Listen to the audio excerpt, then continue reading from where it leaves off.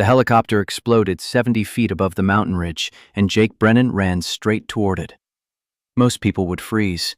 Most would run the other way. But Jake had stopped being most people the day his wife's aircraft fell from the sky 10 years ago. And today somebody was screaming inside that fireball, and he was the only one close enough to do anything about it. The wind hit like a fist. Snow whipped sideways across the slope, turning the world into a white roar. Jake shielded his face with one arm and kept moving, boots punching through knee-deep powder. He'd been checking trail markers near the ridge when the sky split open with a sound like thunder cracking bone. The helicopter had come in too low, rotors screaming against the wind, and then it just broke apart. Metal shrieked. Fire bloomed orange against gray clouds. The fuselage slammed into rocks and tumbled, shedding pieces until it wedged itself between two boulders barely 50 yards from where Jake stood. For 3 seconds, he didn't move. His body remembered what his mind tried to forget. The smell of burning fuel, the shape of twisted metal, the way fire consumes everything it touches. He'd sworn he'd never go near a crash site again. Not after Rachel. Then he heard the scream. It was raw, desperate, human. Jake's legs moved before his brain caught up. He sprinted across uneven ground, slipping on ice, grabbing at rocks to steady himself. Heat rolled off the wreckage in waves. Smoke poured from the crumpled cockpit, black and choking. Flames licked up from the tail section, feeding on aviation fuel that leaked across snow in dark rivers. He circled the wreck, scanning for a way in. The pilot's door hung open, twisted on broken hinges. Inside, through the smoke, he saw movement. A shape thrashing against a seatbelt, one arm reaching toward the shattered windshield. Jake pulled his jacket over his mouth and ducked inside. The heat was unbearable. Metal groaned and buckled around him. The woman strapped into the pilot's seat turned her head, and even through the blood and smoke, Jake saw her eyes, wide, terrified, locked on his. Her voice was barely audible over the roar of flames. "Leave me. It's going to blow. Just go." Jake yanked a multi-tool from his belt and sawed at the seat belt. The nylon resisted, melting from heat. His hands shook. Sweat poured down his face. Fire crept closer, consuming the rear cabin, turning the helicopter into an oven. The woman grabbed his wrist, fingers slick with blood. "I said leave me." Jake met her gaze. "And I said no." The seat belt snapped. He hooked his arms under hers and dragged her backward out of the seat, across the warped floor. She cried out. Her leg was caught on something, twisted at a bad angle. Jake didn't stop. He pulled harder, and whatever held her gave way with a sickening crunch. They tumbled out into snow, just as the fuel tank ignited. The explosion lifted them both off the ground and threw them 10 feet down the slope. Jake hit hard, rolled, came up on his knees with ears ringing and lungs screaming for air. The woman lay beside him unconscious, her face pale beneath streaks of blood and soot. He checked her pulse. Weak, but there. Her leg was definitely broken, compound fracture, bone visible through torn fabric. Her left arm hung limp. Burns covered her neck and hands. She needed a hospital, and the nearest one was 40 miles away, through a storm that had just grounded every aircraft in the region. Jake looked back at the burning wreck. Black smoke poured into the sky, a beacon that would bring search teams eventually, but not soon enough. The storm was only getting worse, temperature dropping fast, visibility near zero. He couldn't carry her 40 miles. But he could carry her too. He stripped off his outer jacket and wrapped it around the woman's torso, then hoisted her onto his back in a fireman's carry. She groaned but didn't wake. Her weight settled across his shoulders, and he started walking.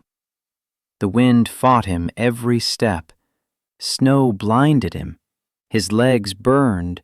His lungs ached. He focused on putting one foot in front of the other, counting steps, measuring progress in yards instead of miles. The ridge trail disappeared beneath fresh powder, but Jake had walked this mountain for 10 years. He knew it in his bones. 20 minutes later, the shape of his cabin emerged from the storm. Low roof, stone chimney, windows glowing faintly with the light he'd left on for his daughter. Relief flooded through him. He kicked the door open and carried the woman inside, lowering her carefully onto the couch near the fireplace. The warmth hit him like a wall. He gasped, coughed, tasted smoke and blood. His hands shook as he stripped off his gloves and checked the woman's vitals again. Pulse stronger now, breathing steady. But the leg needed attention, and those burns needed treatment, and he had maybe an hour before shock set in. Jake grabbed the first aid kit from the kitchen and knelt beside the couch. He cut away her torn pants to expose the fracture, cleaned the wound as best he could, and stabilized the leg with a splint made from wooden dowels and duct tape. It wasn't pretty, but it would hold. He dressed the burns on her neck and hands with antibiotic ointment and gauze, then wrapped her in blankets and elevated her injured leg on a stack of pillows. Only then did he let himself breathe. He sank into the chair across from her and pressed his palms against his eyes. His whole body trembled. Adrenaline drained away, leaving exhaustion in its wake. Outside, the storm hammered against the cabin walls, rattling windows, howling down the chimney. Inside, the fire crackled softly. The woman slept. Jake studied her face. She was younger than he'd expected, maybe early 30s, strong features, sharp jawline, dark hair matted with blood. Expensive flight suit, custom boots, high-end gear that didn't match the wreckage of the helicopter she'd been flying. Everything about her screamed money and access, which raised the question, what the hell was someone like her doing flying solo into a mountain storm in an aircraft that looked like it had been held together with prayers and spare parts? His gaze drifted to her left hand. No wedding ring, but there was a thin scar across her palm, old and faded, the kind you get from holding on to something sharp when you should have let go. The satellite phone rang. Jake's heart jumped. He grabbed it before the second ring could wake his daughter at the neighbor's cabin. Emma's voice came through, small and worried. "Daddy, when are you coming home?" Jake closed his eyes, fighting the tightness in his chest. "Soon, honey, I promise. I'm helping someone who got hurt. Is she going to be okay?" He looked at the woman on his couch, at the blood-soaked bandages and makeshift splint. "I hope so, sweetheart." "Mrs. Richardson made cookies. She said you can have some when you come get me." Despite everything, Jake smiled. "That sounds perfect. You be good for her, okay? I'll be there as soon as the storm clears." "Okay, Daddy. I love you." "I love you too, Em." He hung up and stared at the phone in his hand. Emma needed him home, but this woman needed him here. Rachel's voice echoed in his memory, clear as if she were standing beside him. Always do the right thing, no matter how hard. The woman's eyes opened. Jake sat forward. "Easy, don't move. You've got a broken leg and some burns. You're safe." She blinked slowly, focusing on him. Her pupils were uneven, possible concussion. She tried to sit up, winced, and fell back against the pillows. "Where?" "My cabin, about 2 miles from the crash site. Storm's too heavy for evacuation. You're stuck here until it clears." "The helicopter?" "Burned."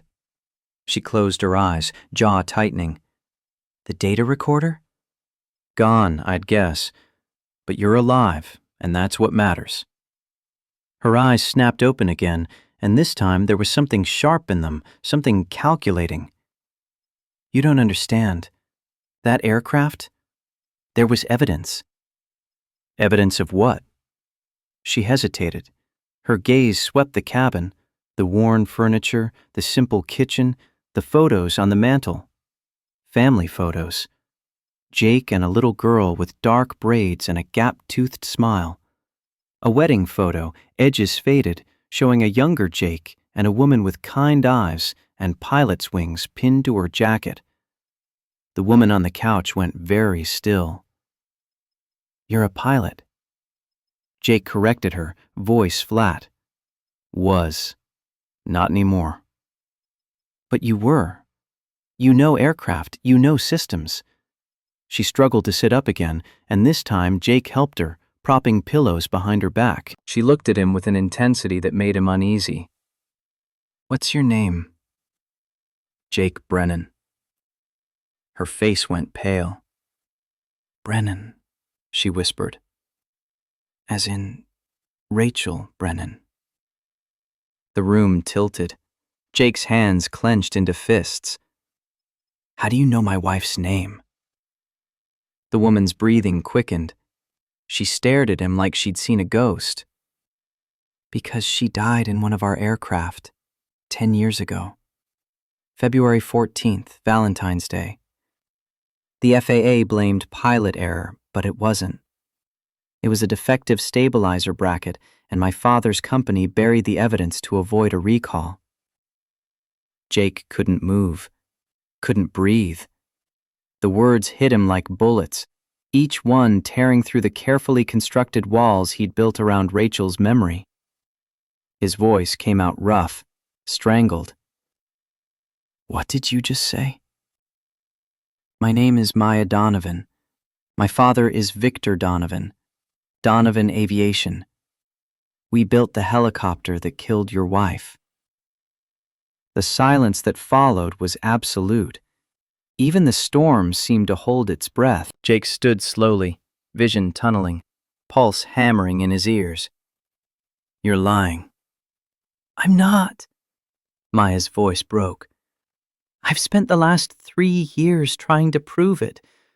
I found the internal memos, the suppressed test data, the payoffs to the investigators. My father knew the stabilizers were failing, and he sold them anyway because a recall would have cost him millions.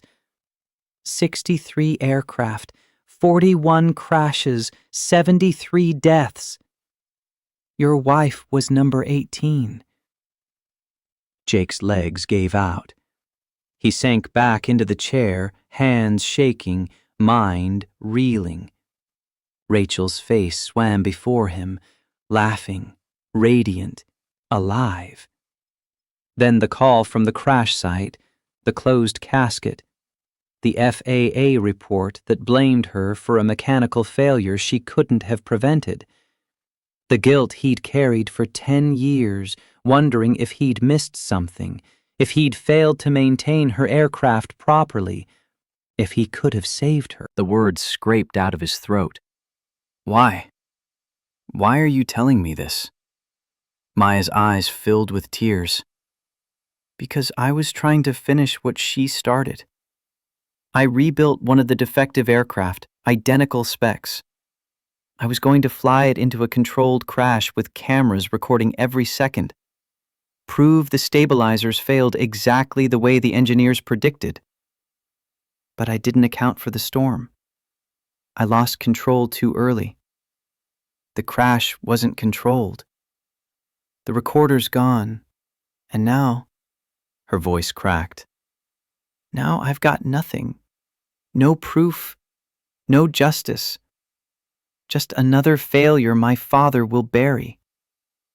Jake stared at her, at this woman who'd crawled into a death trap to vindicate his wife, who'd nearly died trying to expose the man who'd killed Rachel and 72 others, who was Victor Donovan's own daughter. Why? He asked again, voice hollow. Why would you go against your own father? Maya's smile was bitter. Because he's a monster, and I'm tired of being his accomplice. Outside, the wind screamed. Inside, the fire burned low. And between them, in the space where grief and rage and impossible hope tangled together, something shifted. Jake leaned forward. Tell me everything. Maya talked for over an hour.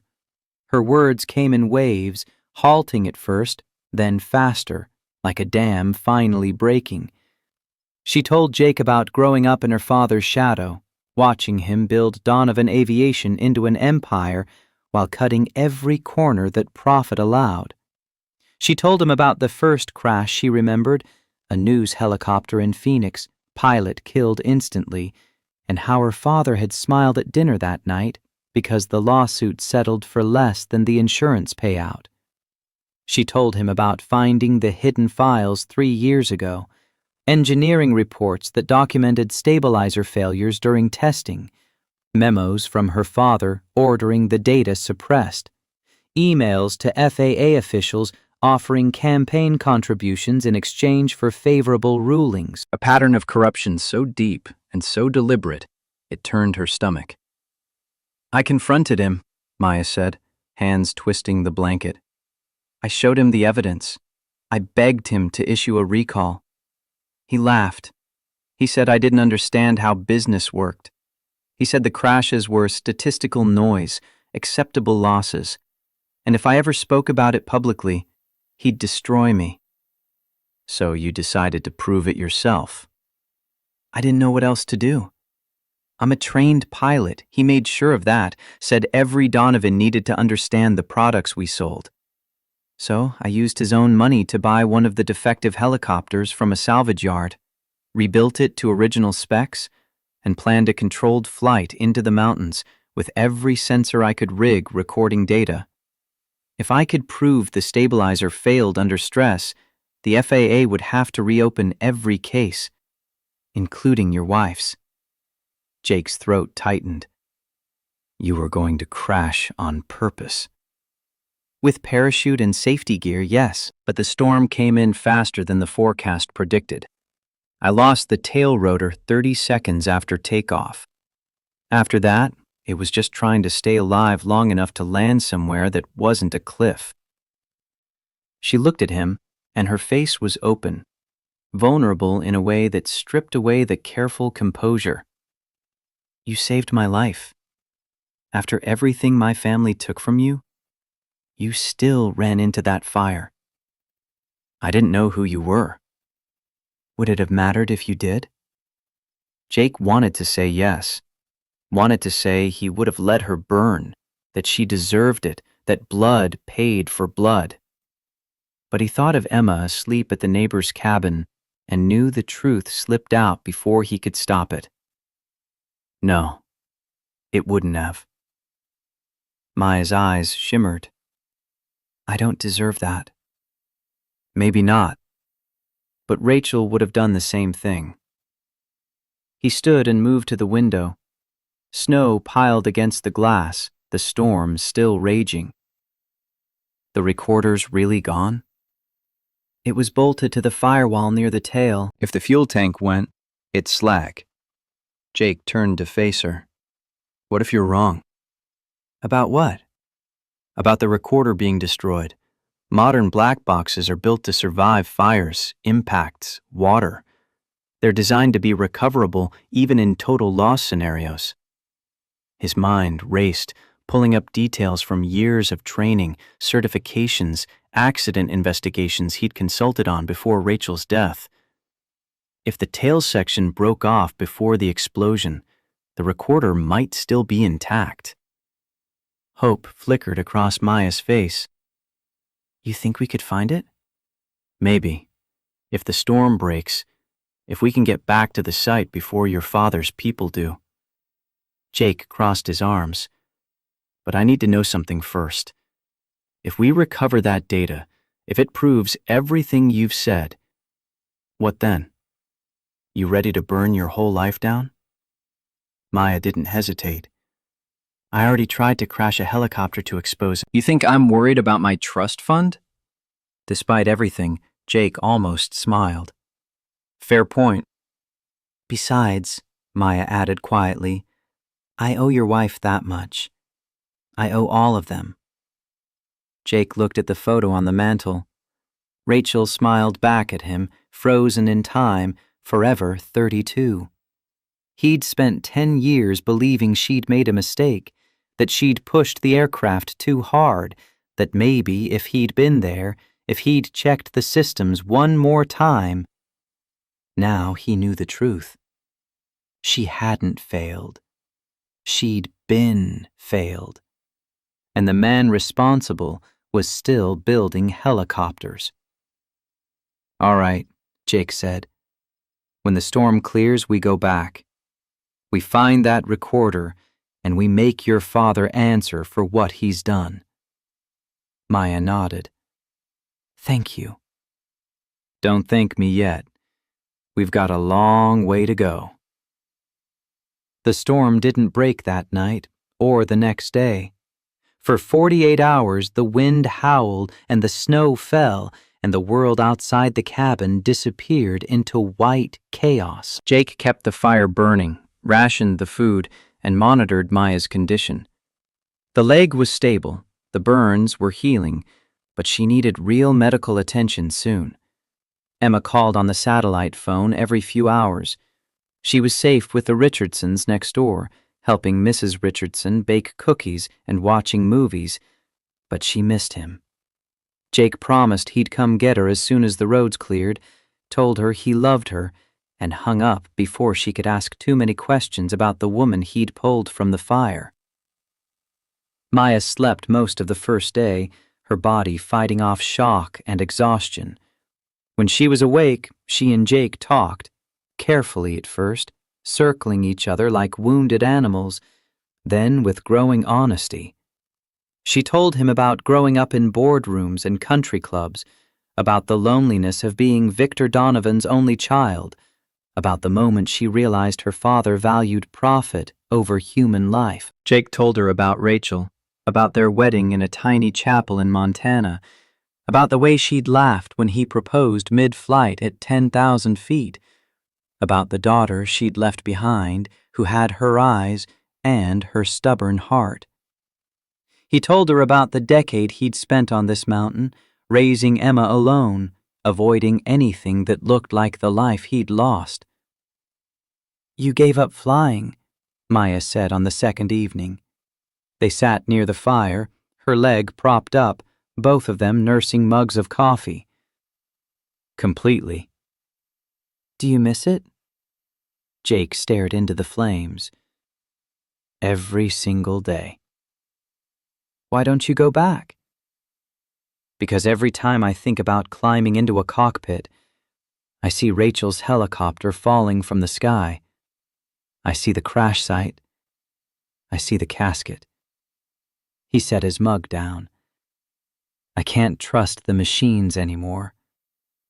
And I can't trust myself. Even though you know it wasn't your fault? Knowing something in your head and feeling it in your gut are two different things. Maya was quiet for a moment. Then she said, voice soft, I understand that. I've known for 3 years that my father's company killed 73 people. But every time I write a check, every time I use the Donovan name, every time I benefit from the money built on those deaths, I feel complicit, like I'm part of the machine. You're trying to stop it. Trying isn't enough. People are still dying. Jake looked at her in the firelight, bruised and bandaged. She looked nothing like the corporate princess he'd imagined when she first said her father's name. She looked like someone who'd been carrying a crushing weight for far too long. Someone who'd finally decided to put it down, even if it meant breaking herself in the process.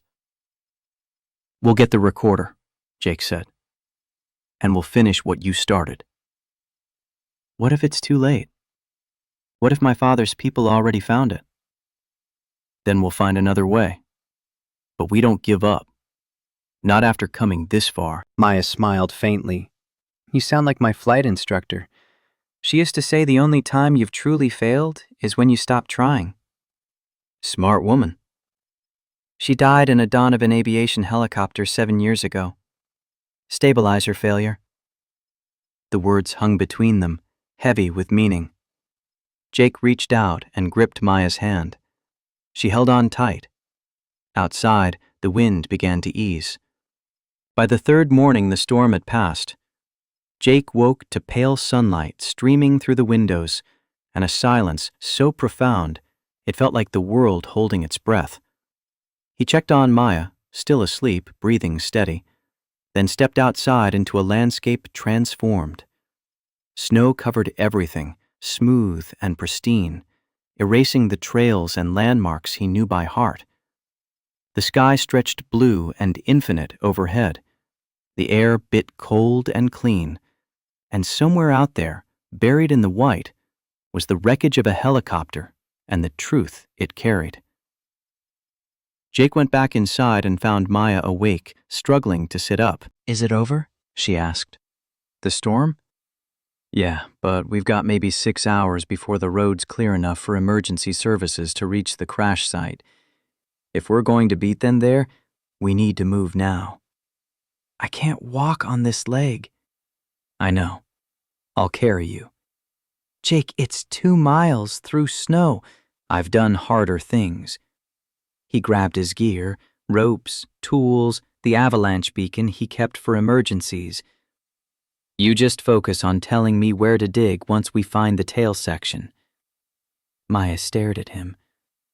Why are you doing this? Because Rachel deserves justice. Because 72 other people deserve justice. And because you risked everything to give it to them. He held out his hand. Now come on. We're burning daylight. She took his hand. The trek back to the crash site was brutal. The snow had drifted deep in places, forcing Jake to wade through waist-high powder while carrying Maya on his back. His legs screamed, his lungs burned. Sweat soaked through his layers despite the cold, but he kept moving, step by step, following the faint smoke stain on the horizon where the helicopter had burned. Maya directed him from over his shoulder, her voice steady despite the pain he knew she must be feeling. Tail section would have separated on impact. Look for debris scattered east of the main wreck. That's downwind. They found the primary crash site first. The fuselage was a blackened skeleton, metal twisted into abstract shapes, snow melting in dark pools where heat still radiated from the wreckage. Jake's stomach turned. It looked exactly like Rachel's crash. Exactly like the nightmares he'd been running from for a decade. Maya's hand touched his shoulder. Jake, you okay? He swallowed hard. Yeah, let's keep moving. They circled east, scanning the slope. Snow had covered most of the debris, but here and there pieces of metal jutted through the white. A rotor blade, a section of landing gear, fragments of the cockpit canopy. Jake followed the scatter pattern, reading the crash like a story written in twisted aluminum and shattered composites. And then he saw it. 30 yards downslope, half buried in a snowdrift, the tail boom lay on its side. The vertical stabilizer was gone, sheared off during impact, but the horizontal sections were still attached, and bolted to the firewall, protected by a bright orange housing, was the flight data recorder. Maya's finger pointed past his ear. There, that's it. Jake lowered her carefully onto a rock and waded through the snow to the tail section. The recorder was mounted with 4 bolts, all of them stripped and fused from heat. He pulled a wrench from his pack and started working them loose.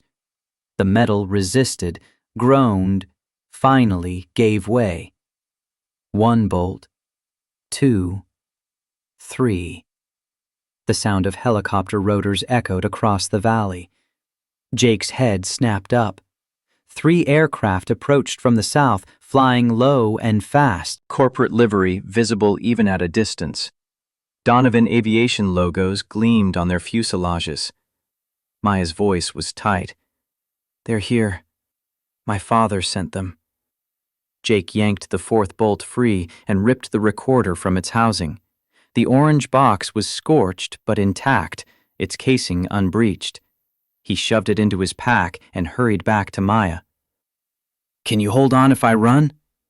"Do I have a choice?" "Not really." He pulled her onto his back and started moving, angling away from the crash site, heading for the tree line where the helicopters couldn't land. Behind them, the aircraft descended, rotors kicking up clouds of snow. Men in tactical gear poured out, spreading across the slope, searching the wreckage. One of them spotted Jake and Maya. He shouted. The others turned. Jake ran harder. His lungs screamed. His legs felt like lead. Maya's weight threatened to drag him down with every step. But he didn't stop, didn't slow. Just focused on the trees ahead and the narrow trail that wound down the mountain toward the main road. They reached the tree line. The forest swallowed them, branches heavy with snow, shadows deep and concealing. Jake risked a glance back. The men were following, moving fast, coordinated like a military unit. But they were on foot now, and Jake knew these woods. He knew every trail, every shortcut, every place the mountain would hide them. He ran like his life depended on it. Because it did. They emerged from the forest an hour later, exhausted and frozen, to find Jake's truck parked where he'd left it 3 days ago. He loaded Maya into the passenger seat, fired up the engine, and drove. The roads were still treacherous, ice hidden under fresh snow, but Jake had been driving this mountain for 10 years. He knew where the grip was, where the danger lurked. Behind them, the helicopters lifted off, searching. But they were looking in the wrong direction. And by the time they realized their mistake, Jake and Maya were already halfway to town. Maya pulled the recorder from the pack and cradled it in her lap. "We did it. We actually did it." Jake kept his eyes on the road. "Not yet. We still have to get the data analyzed, verified, submitted to the FAA. Your father's lawyers will fight this every step of the way." "Let them. I've got 3 years of evidence to back this up. Internal memos, engineering reports, financial records showing the bribes. This recorder is just the final piece." Jake glanced at her. "You're really going to do this? Testify against your own father?" "I have to.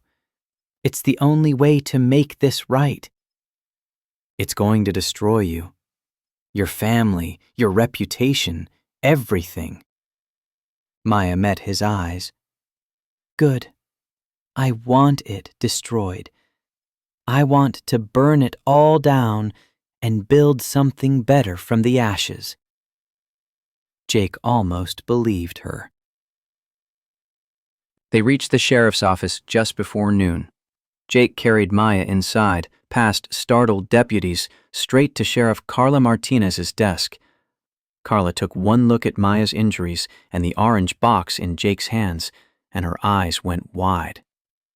"What the hell happened up there?" Jake set the recorder on her desk. Evidence of corporate manslaughter, FAA corruption, and 73 murders. Carla's jaw dropped. "That's a hell of a claim, Brennan. And we can prove it." Maya leaned forward despite the pain. "But we need protection. My father's people are already here. They tried to stop us from recovering this recorder. They'll try again." "Who's your father?" "Victor Donovan. Donovan Aviation." Carla whistled low. "You're serious?" "Completely." The sheriff looked at Jake. He nodded. She sighed, picked up the phone, and started making calls. To the FBI, to the FAA, to the district attorney. Within 2 hours, federal agents had secured the recorder, taken Lena's statement, and placed both her and Jake under protective custody. Within 4 hours, news of the recovered flight data had leaked to the press. Within 6 hours, Victor Donovan's attorneys had filed for an injunction to block the data's release. And within 8 hours, Jake's phone rang with a number he didn't recognize. He answered. "Hello?" The voice was smooth, cultured, cold. "Mr. Brennan, my name is Victor Donovan. I believe you have something that belongs to me." Jake's hand tightened on the phone. "I don't think so." "My daughter, and a piece of equipment that was taken from my property without authorization. Your daughter's an adult making her own choices, and that equipment is evidence in a federal investigation. Mr. Brennan, I understand you lost your wife in an unfortunate accident 10 years ago.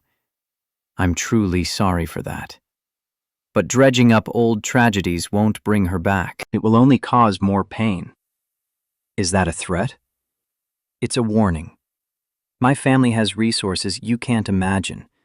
Lawyers who will tie this case up for decades. Investigators who will examine every aspect of your life. I will bury you, Mr. Brennan, and I will bury my daughter. All to protect a company that employs thousands of people and contributes billions to the economy. Those thousands of people deserve to work for a company that doesn't kill its customers. Crashes are a statistical inevitability in aviation. You know that. Not when they're caused by defects you knew about and covered up." Silence. Then quietly, "Maya told you that. She showed me the proof." "Then you're a fool. She's been obsessed with this conspiracy theory for years. She's mentally unstable, Mr. Brennan. She needs help, not encouragement. She nearly died trying to prove you're a murderer. That doesn't sound unstable. That sounds brave." Victor Donovan laughed. "Brave? Is that what you call it? I call it a waste. She had everything, wealth, position, a future, and she threw it away for a crusade that will accomplish nothing except her own destruction. Maybe she thinks some things are worth more than money. Then she's even more naive than I thought." The warmth drained from Victor's voice. "Let me be clear, Mr. Brennan. If you continue down this path, I will ruin you. I will take your home, your reputation, custody of your daughter. I will make sure you never work again, never fly again, never know peace again. All you have to do is walk away." Jake looked through the window of the safe house where FBI agents had taken him and Maya. She sat on the couch, her broken leg elevated, talking on another phone to a lawyer. Even bruised and bandaged, even facing the destruction of her entire world, she looked determined, unbreakable. She looked like Rachel. "No," Jake said. "Excuse me?" "I said no. I'm not walking away. Neither is your daughter. And when this is over, when the truth comes out and the FAA reopens every case and the families get justice, you're going to prison where you belong." "You're making a mistake." "I've made a lot of mistakes, Mr. Donovan. This isn't one of them." Jake hung up. Across the room, Maya lowered her own phone and looked at him. Something passed between them. Understanding, solidarity, the beginning of something neither could name. "That was him, wasn't it?" Maya asked. "My father." "Yeah." "What did he say?" "That he's going to destroy us." "He'll try." "I know." Jake sat down beside her. "You sure you want to do this? There's still time to back out, take a settlement, disappear, start over somewhere he can't find you." Maya shook her head. I'm done running. I'm done being afraid of him. Whatever happens next, we face it together. Jake thought about Rachel, about the decade he'd spent hiding on that mountain, raising Emma in isolation, afraid to live because living meant risking more loss. He thought about the moment he'd run into the fire to save a stranger because it was the right thing to do. He thought about the recorder and the data it held and the 73 names it would vindicate. Together, he agreed. And for the first time in 10 years, Jake Brennan felt like he was exactly where he was supposed to be. The federal investigation moved faster than anyone expected. Within 72 hours of recovering the flight data recorder, 3 FBI field offices had opened coordinated cases against Donovan Aviation. The recorder's data was damning. It showed the stabilizer bracket failing exactly as the suppressed engineering reports had predicted, the exact failure mode that had killed Rachel Brennan and 72 others. Combined with the internal documents Maya had been collecting for 3 years, it painted a picture of systematic corporate negligence that made headline news across the country. Victor Donovan's response was immediate and vicious. By the end of the first week, Jake found himself named as a defendant in 4 separate lawsuits. Donovan Aviation claimed he'd trespassed on their property, stolen company equipment, and conspired with Maya to damage the corporation's reputation. The legal papers arrived at the safe house in thick manila envelopes, each one representing millions in potential damages. Jake sat at the kitchen table and read through them while FBI agent Daniel Reeves made coffee and pretended not to notice the way his hands shook. Reeves finally spoke. "They're trying to bankrupt you. Make it too expensive to fight." Jake set down the latest filing. "I noticed. How long can this go on?" "Depends on how deep Donovan's pockets are. Could be months. Could be years. I don't have years. I've got a daughter who needs her father home, not buried in depositions." The television in the corner suddenly cut to breaking news. All 3 of them turned to look. The anchor's voice was grave. "We're receiving reports of a Border Patrol helicopter crash near Albuquerque, New Mexico. The aircraft, a Donovan Aviation model, went down approximately 30 minutes ago. 4 crew members were aboard. Search and rescue operations are currently underway. We'll bring you more information as it becomes available." The room went silent. Maya appeared in the doorway on crutches, her face white. "Another crash." Reeves grabbed his phone, already dialing. "When did it happen? How many survivors?" Jake couldn't look away from the screen. Another helicopter. Another crash. More families about to receive the worst news of their lives because Victor Donovan had chosen profit over safety. Maya's voice shook. "We were so close." "Another few hours and we would have grounded the fleet. They'd still be alive if I'd moved faster, if I'd found another way 3 years ago." Jake stood and gripped her shoulders. "This isn't on you. This is on Victor." Reeves ended his call, face grim. "Preliminary reports indicate stabilizer failure. Search and rescue is on scene now. They're detecting heat signatures. At least 2 survivors, possibly 3. Maya straightened on her crutches, decision crystallizing in her eyes. "I'm going to the crash site. I can help with the rescue." "You're injured," Reeves protested. "Exhausted. Civilians can't just... I'm a trained pilot and engineer. If there are survivors trapped in that wreckage, I can advise the rescue teams on safe extraction. I have to go. I started this fight to save lives. I'm not standing here while people die when I could help." Jake felt the familiar pull of fear, flashbacks to Rachel's crash, to fire and twisted metal and loss. But he looked at Maya, at her desperate need to salvage something good from this nightmare, and he remembered what he'd told her in the cabin. Sometimes the only way to protect the people you love is to fight for something bigger than yourself. "I'm going too," he said. Maya turned to him. "Jake, you haven't been near a helicopter in 10 years. You don't have to." "I know these aircraft. I can help." He was already reaching for his jacket. "Besides, you're injured. You'll need someone to stabilize you." Reeves looked like he wanted to argue, but another call came through. He answered, listened, then sighed. "Fine, but you follow rescue team instructions exactly, and if I say abort, you abort. Clear?" "Clear." 20 minutes later, they were airborne in an FBI helicopter, Jake strapped into a seat for the first time in a decade.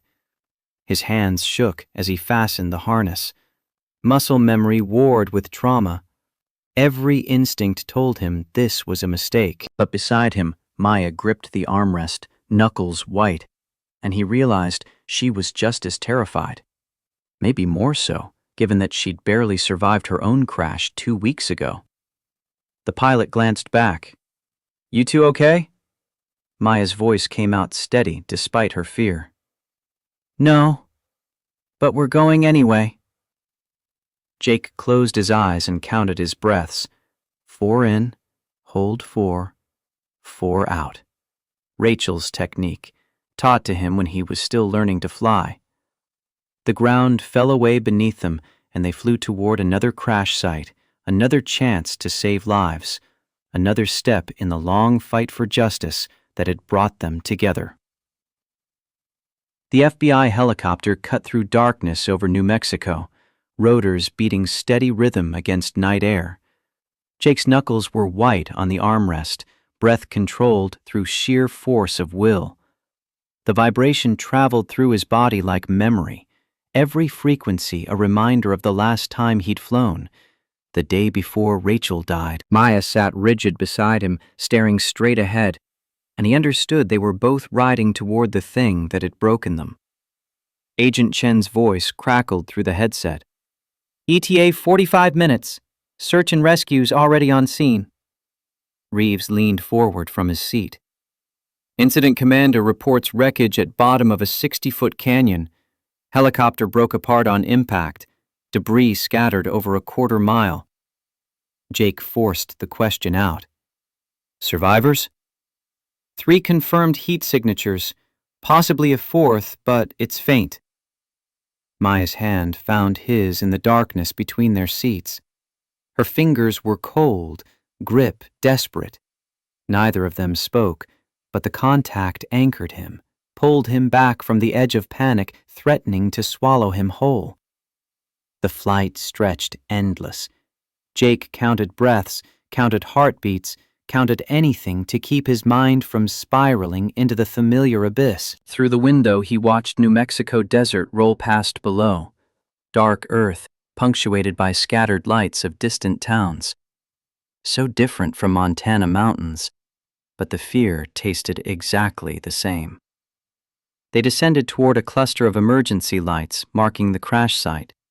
Portable floods illuminated the canyon rim, harsh white beams cutting into depths where wreckage lay. Jake's stomach lurched as Chen brought them down in a cleared area near the command post. The moment the skids touched earth, he was fumbling with his harness, desperate to be on solid ground again. The incident commander met them as they climbed out, a woman in a yellow vest, face lined with exhaustion and stress. Her gaze swept over Maya's walking cast and crutches with obvious skepticism. "FBI," Reeves said, flashing credentials. "This is Maya Donovan. She consulted on Donovan aviation safety protocols before leaving the company. Aircraft expert." The commander's expression didn't soften. "Ma'am, this is a professional rescue operation. We can't have civilians." Maya cut her off, voice sharp. "I know the aircraft configuration better than anyone here. I can identify safe access points and hazards. Unless you want your teams going in blind." The commander studied her for a long moment, then nodded once. Fine. But you stay where I can see you and you follow orders. Clear? Clear. They moved to the canyon rim where rescue workers were rigging rappelling equipment. Jake looked down and his vision narrowed to a tunnel. The wreckage lay crumpled at the bottom like a child's broken toy, barely visible in the floodlights.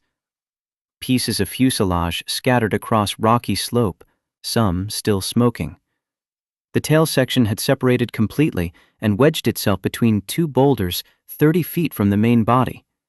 It looked exactly like Rachel's crash, exactly like the nightmare that had lived in his head for 10 years. His chest constricted. He couldn't breathe, couldn't think, couldn't do anything except stare at twisted metal and remember another crash site, another broken helicopter, another life destroyed because Victor Donovan valued money over human safety. Maya's hand gripped his arm, pulling him back. Look at me. Not down there. At me. He dragged his gaze away from the wreckage and focused on her face. She looked scared but present, anchored in a way that steadied him. I can't. Her voice was firm. Yes, you can. Because those people down there need help, and we're the only ones who understand exactly what went wrong. We know the aircraft. We know the defect. We can guide the teams to the safest approach. Jake forced himself to breathe. 4 counts in, hold, 4 counts out. The panic receded enough for thought to return. Maya turned to the commander. The fuel tank on this model is located aft of the passenger compartment. If it ruptured on impact, there's pooled fuel somewhere in that wreckage. Any spark could ignite it. We're aware. Fire suppression team is standing by. Good. The heat signatures you're picking up, where are they in relation to the main fuselage? The commander checked a thermal imaging display. 2 signatures inside what's left of the passenger compartment, 1 near the cockpit. Possible 4th signature, but it's faint. Could be residual heat from the fire. Maya studied the image. Passenger compartment would have taken the worst of the impact. If anyone survived, they're probably trapped by debris. You'll need cutting equipment to extract them. Already being lowered. What about access points? Passenger doors are mid-fuselage, port and starboard. If the structure's compromised, those might be blocked. Your best bet is through the cockpit. Windshield would have shattered on impact, giving direct access to the front cabin. But... Maya paused, expression grave. Be careful. The stabilizer bracket that failed is part of the rotor mast assembly. If it's still attached, the whole thing could shift and crush anyone underneath. The commander relayed instructions to teams preparing to descend. Jake watched rescue workers gear up with practiced efficiency. 2 were already on lines, descending into darkness, headlamps cutting through gloom like fireflies. Minutes crawled by. Radio chatter provided updates in terse fragments. Reaching wreckage now. Confirming multiple casualties. 1 survivor conscious, others unresponsive. Requesting medical pack drop. Then, we've got a problem. Rotor mast is unstable, partially detached, resting against fuselage. Any movement could bring the whole assembly down. The commander swore under her breath. She looked at Maya. Options? Maya closed her eyes, visualizing the structure. The rotor mast weighs approximately 400 pounds with blades still attached. If it's resting against the fuselage, you need to stabilize it before attempting extraction. Use straps to secure it to a fixed anchor point, preferably one of those boulders. Once it's secured, you can safely access the passenger compartment. That'll take time, and we've got at least 1 survivor who needs immediate medical attention. Maya's jaw set. Then you work fast. But if that mast comes down on your people, you'll have 6 casualties instead of 4. The commander didn't argue. She relayed instructions and rescue teams went to work. Jake watched the operation unfold with detached fascination, his pilot training parsing each action even as his emotions screamed at him to look away. 30 minutes later, the rotor mast was secured and teams began extraction. The first survivor came up on a litter, strapped down and barely moving. Paramedics swarmed immediately, starting IVs, checking vitals, loading the patient into an ambulance that tore away into the night with sirens wailing.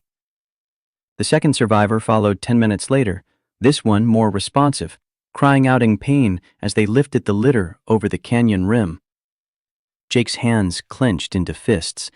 Each scream was a knife twisting in his gut, a reminder that Victor Donovan's greed had real faces, real voices, real agony. Maya stood rigid beside him, tears streaming silently down her face. The radio crackled again. "Command, we've got a complication. Third survivor is trapped under the instrument panel. We can't move it without specialized cutting equipment, and we're running out of time. She's losing blood fast." The commander grabbed the radio. "How much time?" "Minutes, not hours. We need that equipment now, or we're going to lose her." Jake felt Maya stiffen. He knew what she was thinking, because the same desperate calculation was running through his own mind. They'd spent 3 years fighting to expose the defect, 2 weeks running from Victor's lawyers, and now they were watching in real time as another person died because of Victor Donovan's choices. Maya's voice cut through the tension. "There has to be something we can do." The commander shook her head. "Cutting equipment is being lowered now, but it's heavy, and the slope is unstable. It's going to take time we don't have." "Then we need another option. Is there any way to access her from a different angle? Through the tail section, maybe?" "Negative. Tail's too far from the passenger compartment, and the terrain between them is too dangerous to traverse in the dark." Maya's expression hardened into something Jake recognized. The same look she'd had when she decided to build that helicopter, knowing she might die. The look of someone who'd made a choice that terrified her, but wouldn't be talked out of. "What if someone went down there?" Her words came fast, decisive. "Someone who knows the aircraft well enough to manually dismantle the instrument panel without waiting for cutting equipment?" The commander's voice went flat. "You mean you?" "Absolutely not. You're injured and you're a civilian. I'm not sending you into an active rescue operation." "You're not sending me. I'm volunteering." She turned to Reeves. "You said I was a consultant. Well, I'm consulting that the fastest way to save that woman's life is for me to go down there and get her out." Jake heard himself speak before conscious thought caught up. "Maya, no. It's too dangerous." "People said the same thing when I built that helicopter to prove the defect existed. I went anyway." She looked at him and her eyes held fear and determination in equal measure. "I started this fight to save lives, Jake. I'm not going to stand up here and watch someone die when I can help." Before anyone could stop her, Maya moved to the rappelling equipment and started putting on a harness. The rescue coordinator tried to intervene, but Reeves stopped him with a hand on his arm. "Let her go. She knows what she's doing." "She's going to get herself killed." "Maybe, but she's right about being the fastest option, and that woman down there doesn't have time for us to debate it." Jake watched Maya check her harness with shaking hands. Her broken leg was still in a walking cast, barely healed enough to support her weight, and now she was about to descend 60 feet into a dark canyon to perform emergency extraction on unstable terrain with a fuel leak that could ignite at any moment. It was insane. It was brave. It was exactly what Rachel would have done. He grabbed a harness. "I'm going with you." Maya spun around. "Jake, you haven't been on a line in 10 years. I know these aircraft too. I maintained Rachel's helicopter for 5 years. Between the two of us, we can get that panel off faster than you could alone. He started putting on the harness, forcing his hands to stop shaking. Besides, you're injured. You'll need someone to stabilize you on the descent. The commander looked like she wanted to argue, but another radio transmission cut her off. Command, Survivor's pulse is weakening. We need help now. Her shoulders sagged. Go. But you follow the rescue team's instructions exactly. And if I say abort, you abort. Clear? Clear. 2 rescue workers helped them onto the lines. Jake clipped in with muscle memory he'd thought forgotten, hands moving through motions automatically. Beside him, Maya tested her weight on the rope, wincing as her injured leg took the strain. Jake's voice was quiet. Last chance to back out. Not a chance. They stepped backward off the rim together and dropped into darkness. The descent was terror in slow motion. Canyon wall was loose scree that shifted under their feet with every step. Jake's headlamp illuminated a narrow cone of rock and shadow, the wreckage below still out of sight. His heart hammered against his ribs. Sweat poured down his face despite the cool night air. Every instinct screamed at him to climb back up, to get away from the crash site, to run. But Maya was beside him, moving carefully down the line with grim determination, and he couldn't let her do this alone. They reached the wreckage 10 minutes later. Up close, it was worse than Jake had imagined. The helicopter had hit nose first and crumpled like an accordion, cockpit crushed almost flat. The passenger compartment was torn open on one side, exposing twisted seats and shattered equipment. Fuel pooled in dark puddles, chemical smell sharp in the air. 2 rescue workers were already inside, working frantically to free the trapped survivor. One looked up as Jake and Maya approached. You the consultants? Maya's voice was all business. Yeah, where is she? Here. He gestured to where an instrument panel had collapsed on impact, pinning a young woman's legs. We've got the bleeding controlled for now, but we can't move the panel without risking further injury. Maya climbed carefully into the wreckage, Jake right behind her. The survivor was maybe 25, Border Patrol uniform soaked with blood. She was conscious, but barely, eyes unfocused with shock and pain. Maya knelt beside her, voice gentle. Hey, my name's Maya. We're going to get you out of here. What's your name? The woman's whisper was thread thin. Maria. Okay, Maria. I need you to stay still for me. Can you do that? Maria nodded weakly. My legs. I can't feel my legs. That's normal. We're going to move this panel very carefully and then get you to the hospital. But I need you to trust me. Maya turned to Jake.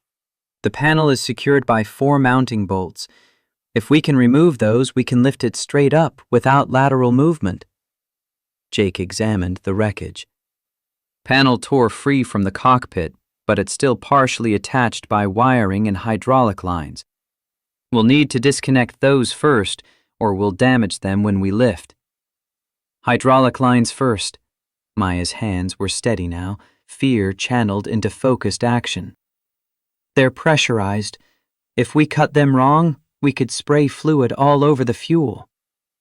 They worked together with intense concentration, Maya calling out instructions while Jake's hands moved through familiar motions of aircraft disassembly. Disconnect the hydraulic lines, cap them to prevent leaks, trace the electrical wiring and cut it at safe junction points. Remove the mounting bolts one by one, each turn of the wrench bringing them closer to freedom. 15 minutes in, Jake's wrench slipped and struck metal. A spark flashed in the darkness. Everyone froze. The spark died without igniting the fuel vapors. but it was close enough to make Jake's blood run cold. One of the rescue workers exhaled shakily. "Let's not do that again." Jake's voice was rough. "Agreed." He forced himself to slow down, to be more careful. Rachel's voice echoed in his memory, clear as if she were standing beside him. Precision over speed. Every time. No exceptions. 20 minutes later, the last bolt came free. Maya looked at the rescue workers. "On 3, we lift straight up. No twisting, no lateral movement. Ready?" They positioned themselves around the panel. Maya counted down. 3, 2, 1, lift! The panel rose slowly, grudgingly, metal groaning against metal.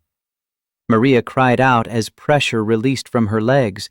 Blood welled from wounds that had been compressed, and one of the rescue workers immediately applied pressure while the other prepared a tourniquet.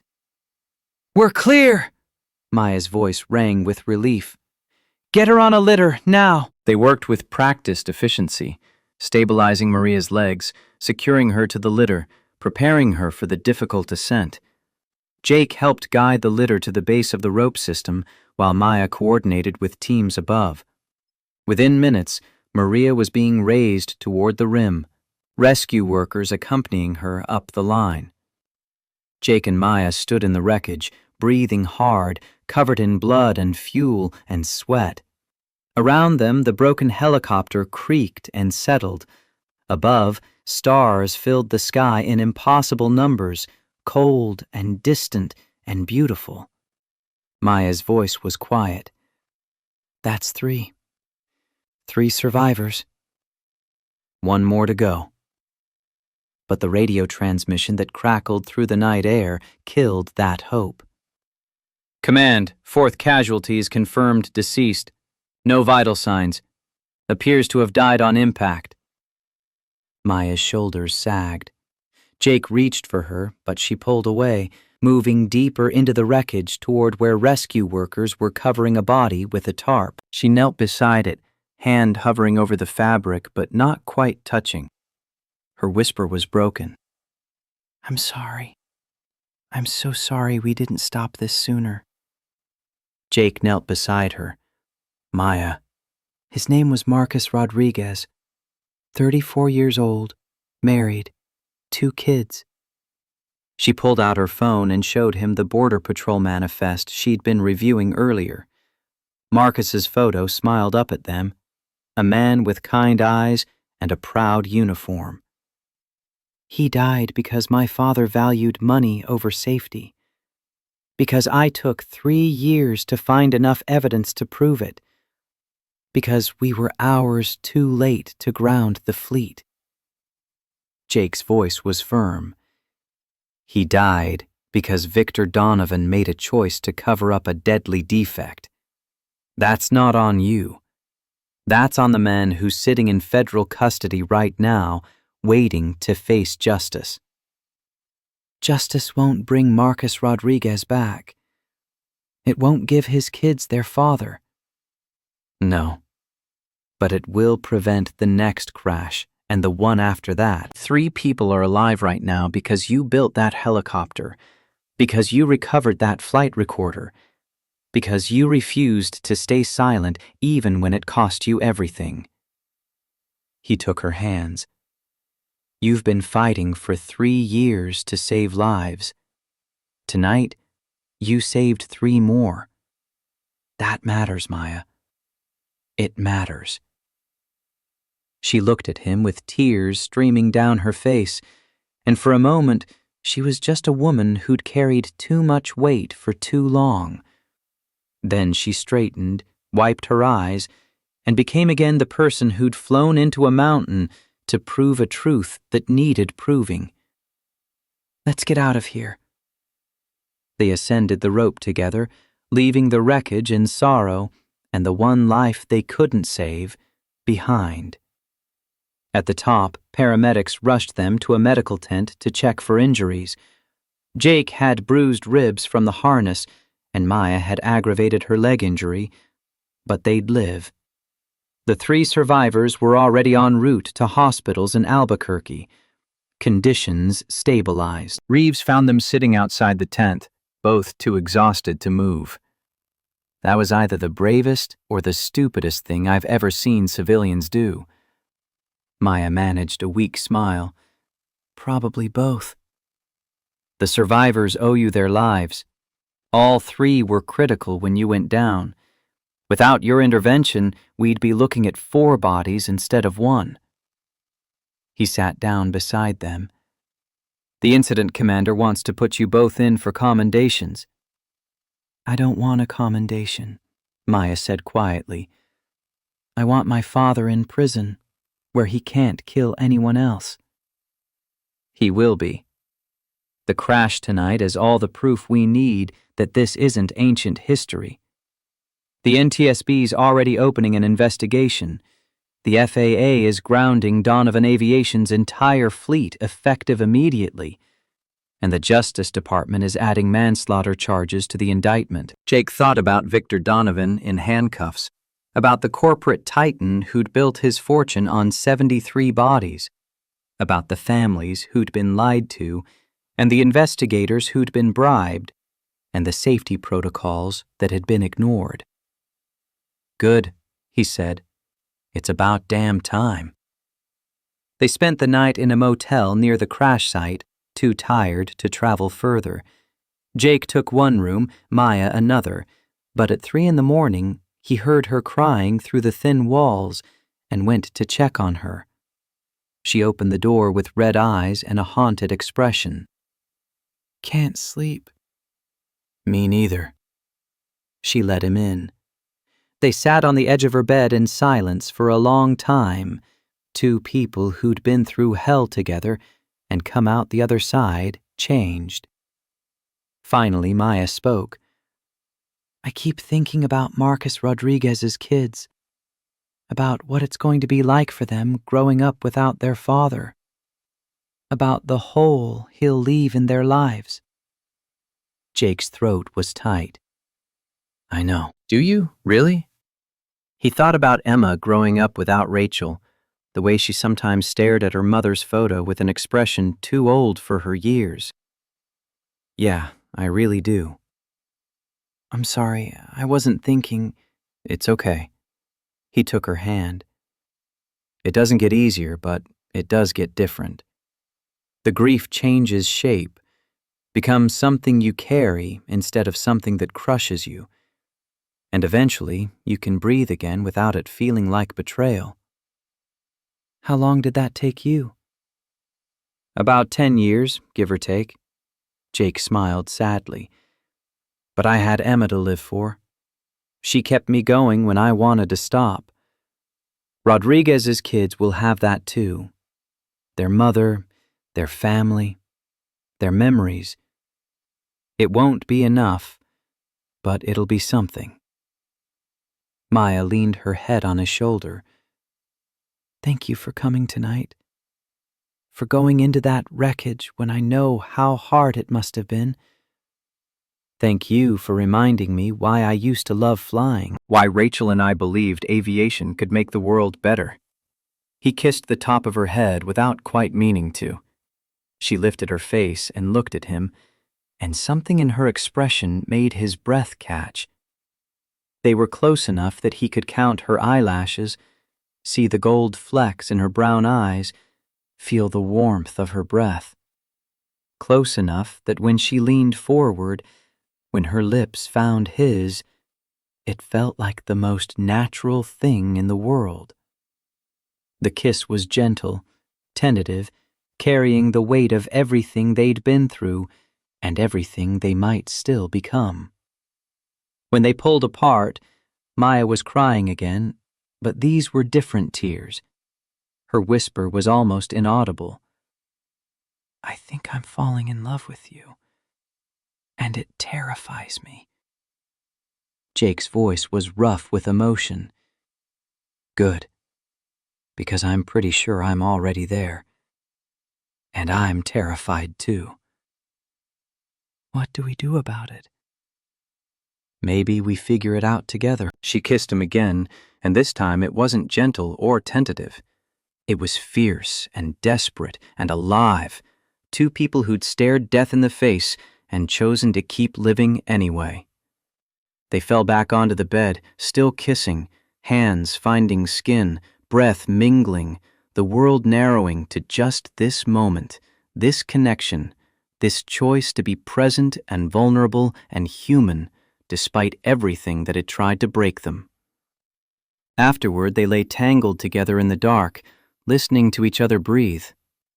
Jake traced patterns on Maya's shoulder and thought about the future, about trials and testimony and the long process of bringing Victor Donovan to justice, about rebuilding their lives from ashes of everything they'd lost, about Emma and whether she'd accept Maya into their small family, about all the complicated, messy, beautiful possibilities that stretched ahead.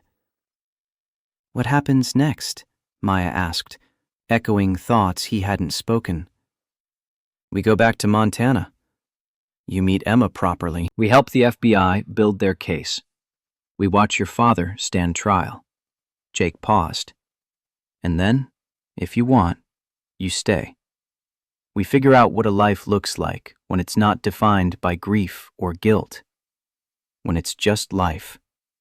"Just life" sounds pretty good right now. Yeah, it really does.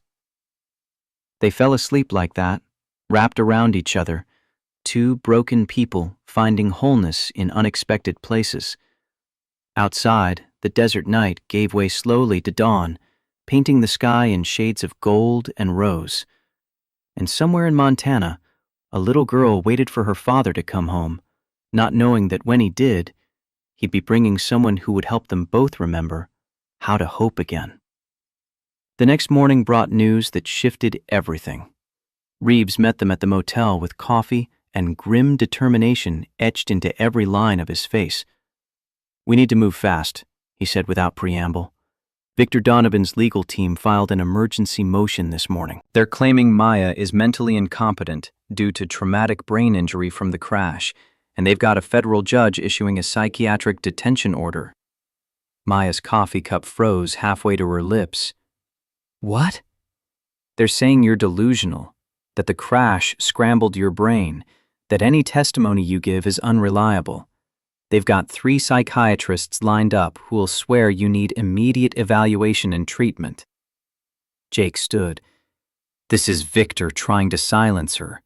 Of course it is, but the order's legitimate, signed by a federal judge an hour ago. Donovan Aviation's legal team is very good and very well connected. Maya set down her cup with careful precision. "So what does this mean?"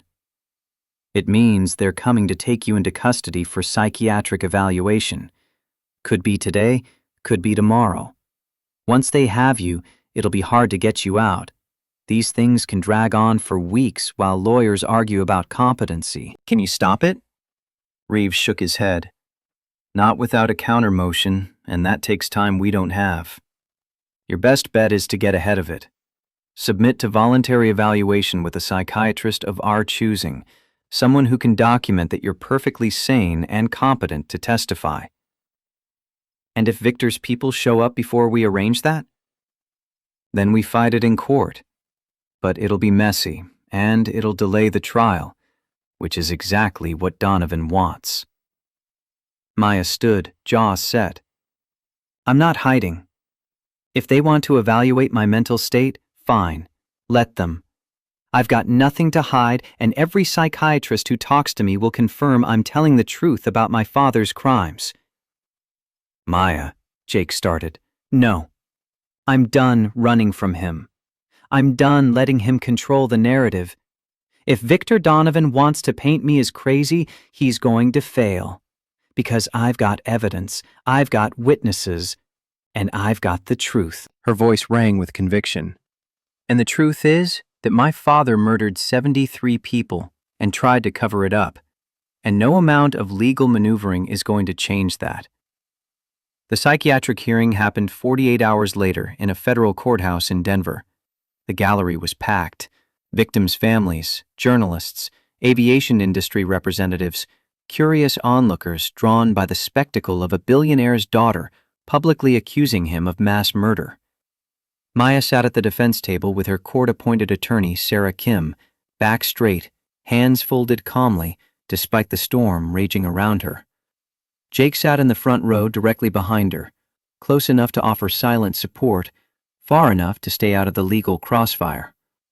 Donovan Aviation's legal team opened with a parade of expert witnesses, psychiatrists who'd never met Maya but were happy to speculate about traumatic brain injuries and delusional thinking. They painted a picture of an unstable woman driven by childhood trauma and daddy issues to create elaborate conspiracy theories about her father's business. It might have been convincing if Maya hadn't spent 3 years building an ironclad case. Sarah Kim's cross-examination was surgical. She dismantled each expert's credentials, exposed their financial ties to Donovan Aviation, and forced them to admit they'd based their diagnoses on second-hand information and legal briefs rather than actual psychiatric evaluation.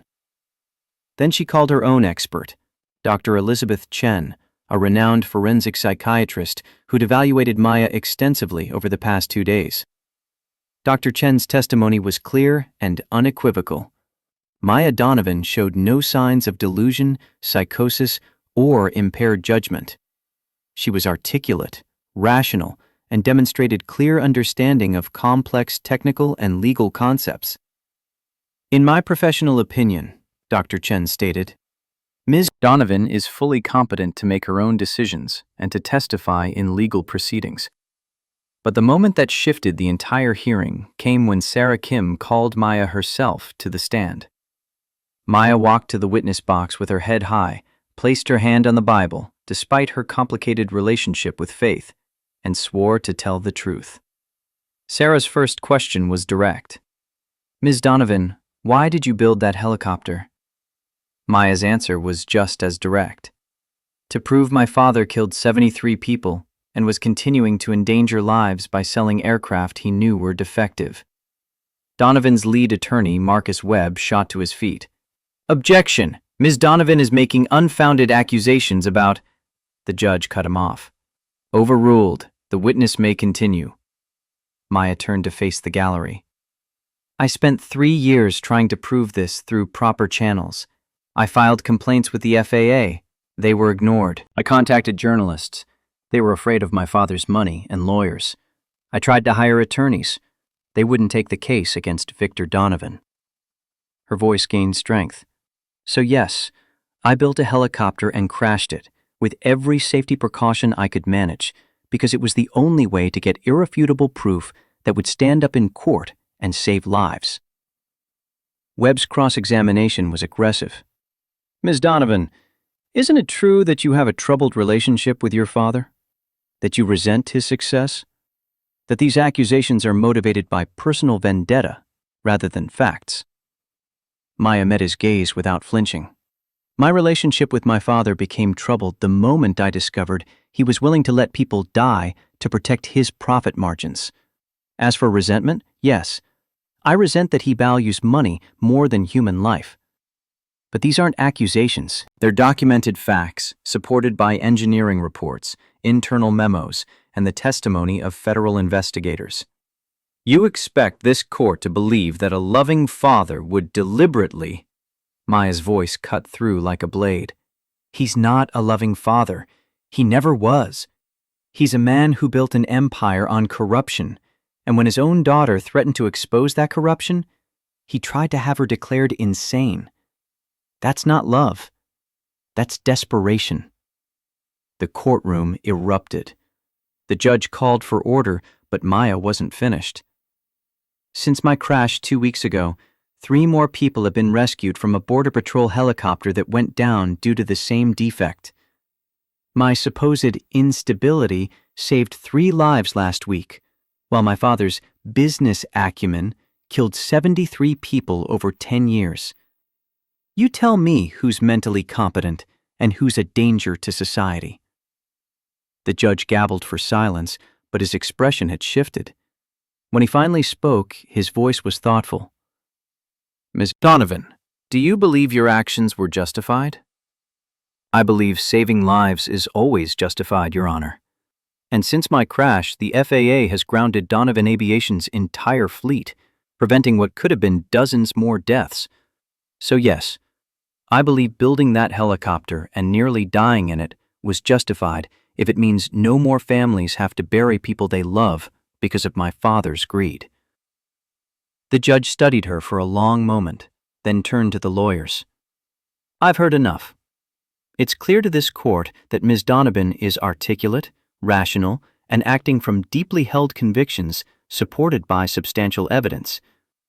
While her methods were unorthodox, they don't indicate mental incompetence or delusion.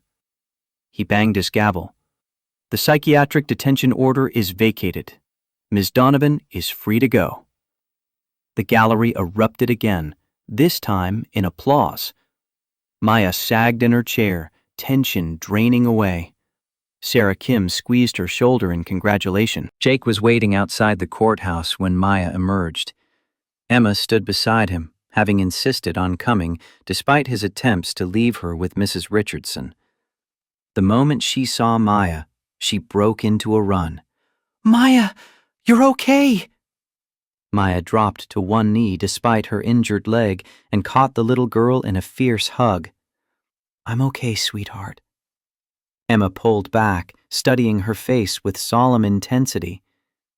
"Deputy Chen said you were very brave, that you went into a helicopter crash to help people, even though you were scared." "I was terrified." "But you did it anyway. That's what Daddy says being brave means. Doing the right thing even when you're scared." Maya's eyes filled with tears. "Your daddy is a smart man." Jake approached slowly, giving them space. When Maya stood and looked at him, something passed between them. Relief, gratitude, the beginning of something neither could name but both recognized. "Thank you," she said quietly, "for being here, for not giving up on me." Never. Reeves joined them, phone already to his ear. "We need to move. That hearing bought us time, but Donovan's lawyers are already filing appeals. We need to get you both back to the safe house and—" His phone buzzed. He glanced at the screen and his expression darkened. "Hold on." He stepped away to take the call. Jake watched him pace, watched his shoulders tense, watched him snap orders into the phone with increasing urgency. When Reeves returned, his face was grim. "We've got a situation. There's been another development. A mechanic from a maintenance facility in New Mexico just called our hotline. Says he's been documenting defects in Donovan Aviation helicopters for years, and he's willing to testify, but he's scared. Says Donovan's people have been watching the facility." Maya straightened. "Where?" "Albuquerque. Southwest Aviation Services. They handle maintenance for the Border Patrol contract." "We need to get to him before my father's people do." Jake put a hand on her arm. "You just got out of a psychiatric hearing. Maybe you should rest." Her voice was steel. "People are still at risk right now, today, because my father values contracts over safety. I'm not resting while that's true." She looked at Jake with fierce determination. "This is the final piece. A mechanic willing to testify that the defects are ongoing, that aircraft are flying right now with failing stabilizers. This isn't just about past crimes. It's about preventing future deaths. We have to go." Jake thought about Emma, about keeping her safe, about the promise he'd made to always come home.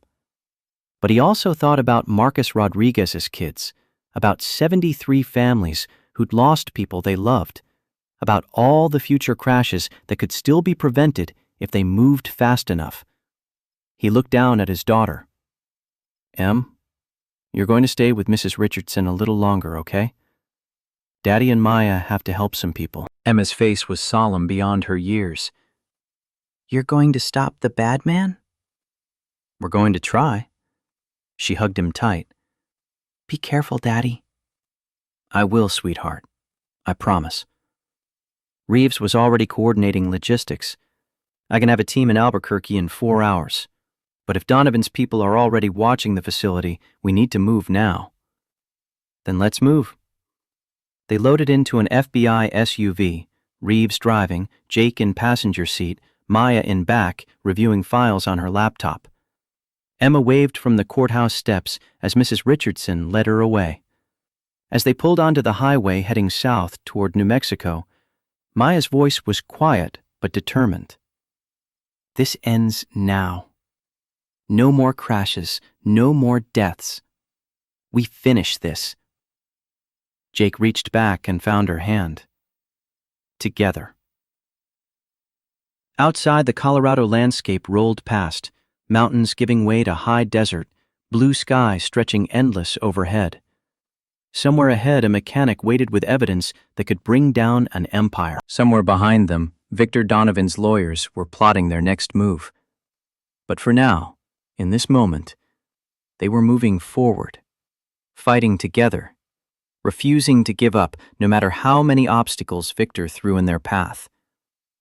The road stretched ahead, and they followed it toward truth, toward justice, toward whatever came next in their impossible fight against power and corruption, and the man who'd already taken so much from both of them.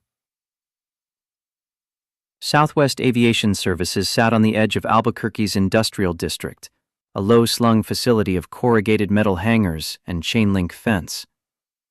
The sun was setting as they pulled into the parking lot, painting the New Mexico sky in bands of orange and purple that reminded Jake of Montana sunsets with Emma. Except Emma was 400 miles north, and he was here, chasing evidence that might finally end Victor Donovan's empire of negligence. Tony Vasquez met them at the gate, a stocky man in his late 40s with grease-stained coveralls and worry lines carved deep around his eyes. His handshake was firm, but his palm was sweating. "You're the FBI?" His gaze swept over Maya's walking cast with obvious concern. Reeves flashed his badge. "Agent Reeves, this is Jake Brennan and Maya Donovan. Maya's the aviation consultant I mentioned on the phone." Tony's eyes widened. "Donovan? As in, Victor Donovan is my father," Maya interrupted, voice steady, "which is exactly why I'm here. I've spent 3 years documenting his crimes, and I need your testimony to finish what I started." Tony studied her for a long moment, then nodded slowly. "Come on. I'll show you what I've been finding." He led them through the facility to a hangar where a Border Patrol helicopter sat partially disassembled.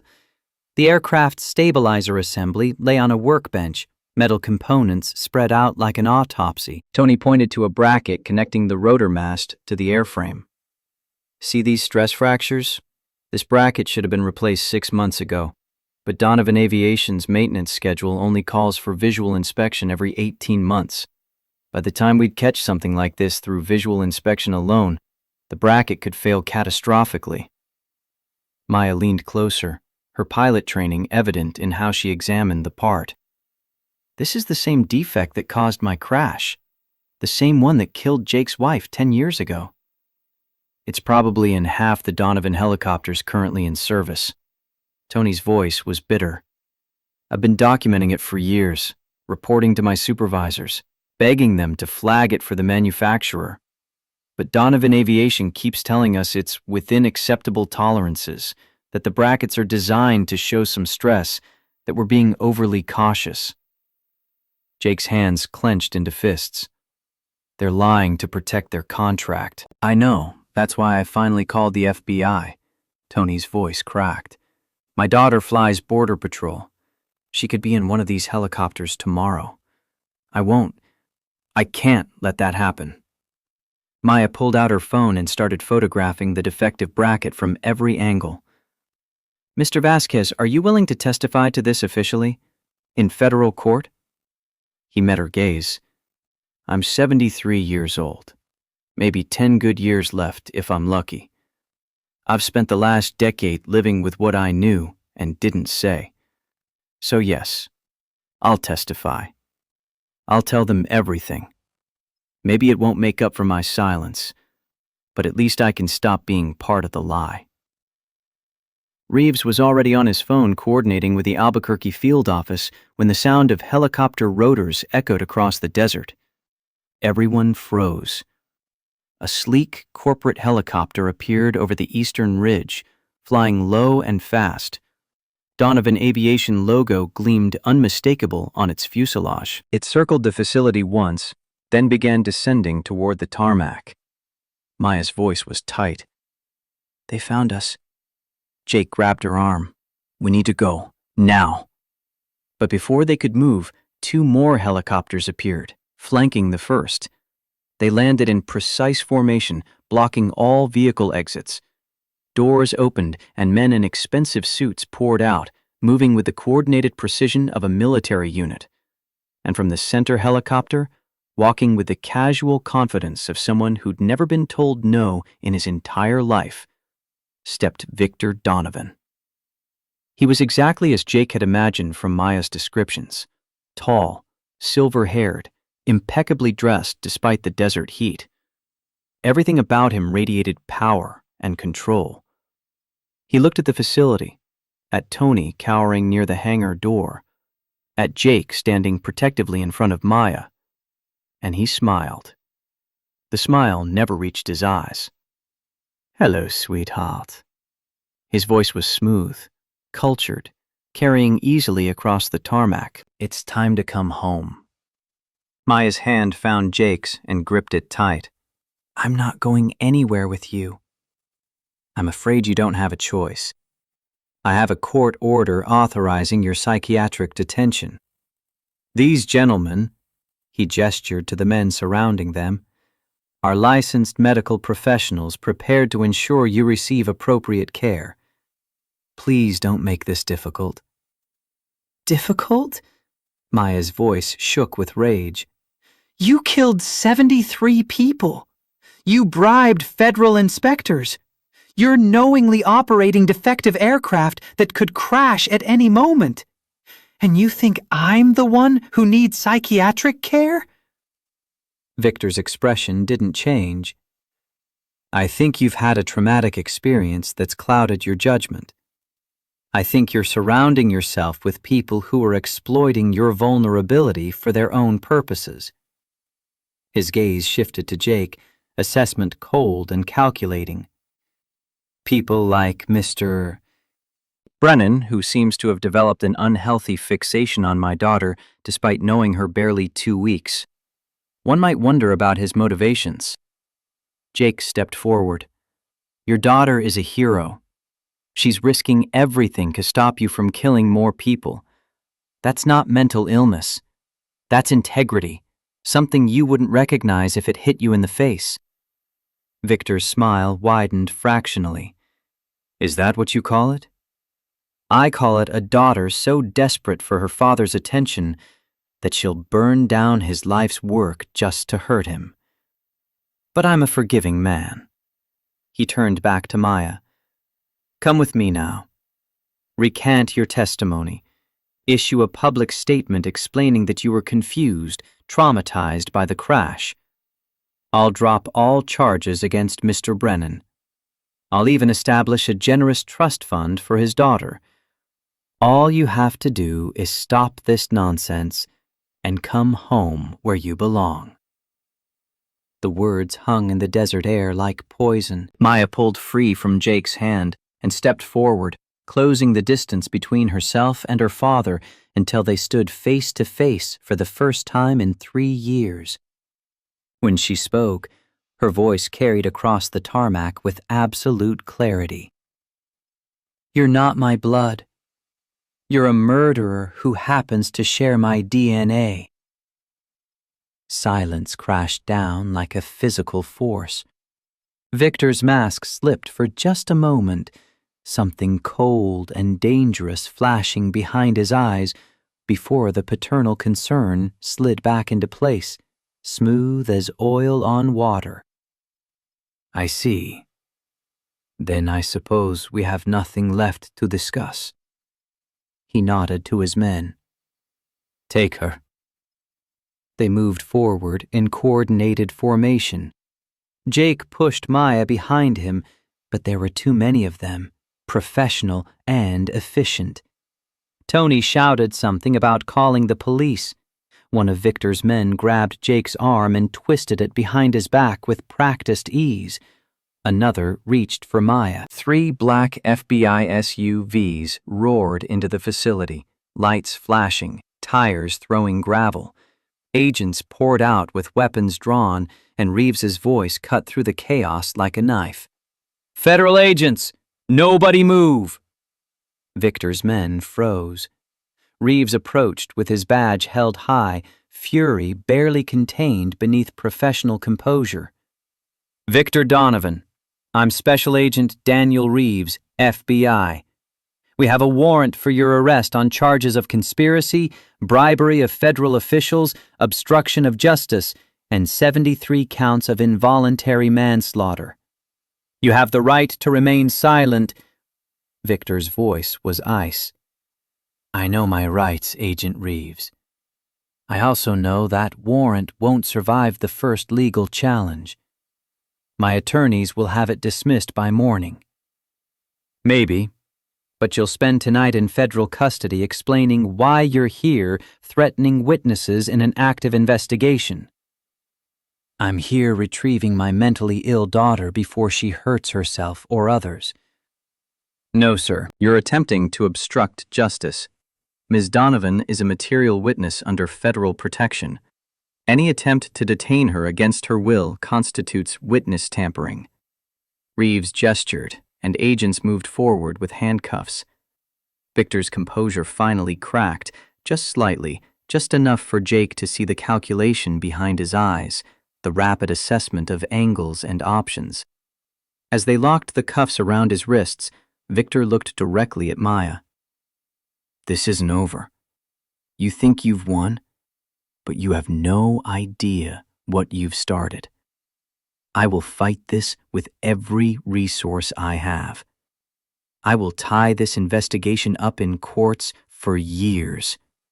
And when it's finally over, when you've exhausted yourself fighting me, you'll have nothing left.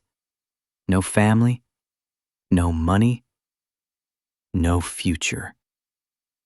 His voice dropped to something almost gentle, which made it more terrifying. Was it worth it? Maya met his eyes without flinching. Ask me again when you're in prison. They led Victor Donovan away in handcuffs. His helicopters sat abandoned on the tarmac, pilots being detained for questioning. Tony gave his preliminary statement to federal agents while technicians photographed the defective stabilizer bracket that would become Exhibit A in the government's case. Jake and Maya stood together in the gathering darkness, watching the man who'd caused so much death and suffering finally face consequences. Maya was shaking, not with fear, but with the aftermath of adrenaline, with the weight of 3 years of fighting finally reaching some kind of resolution.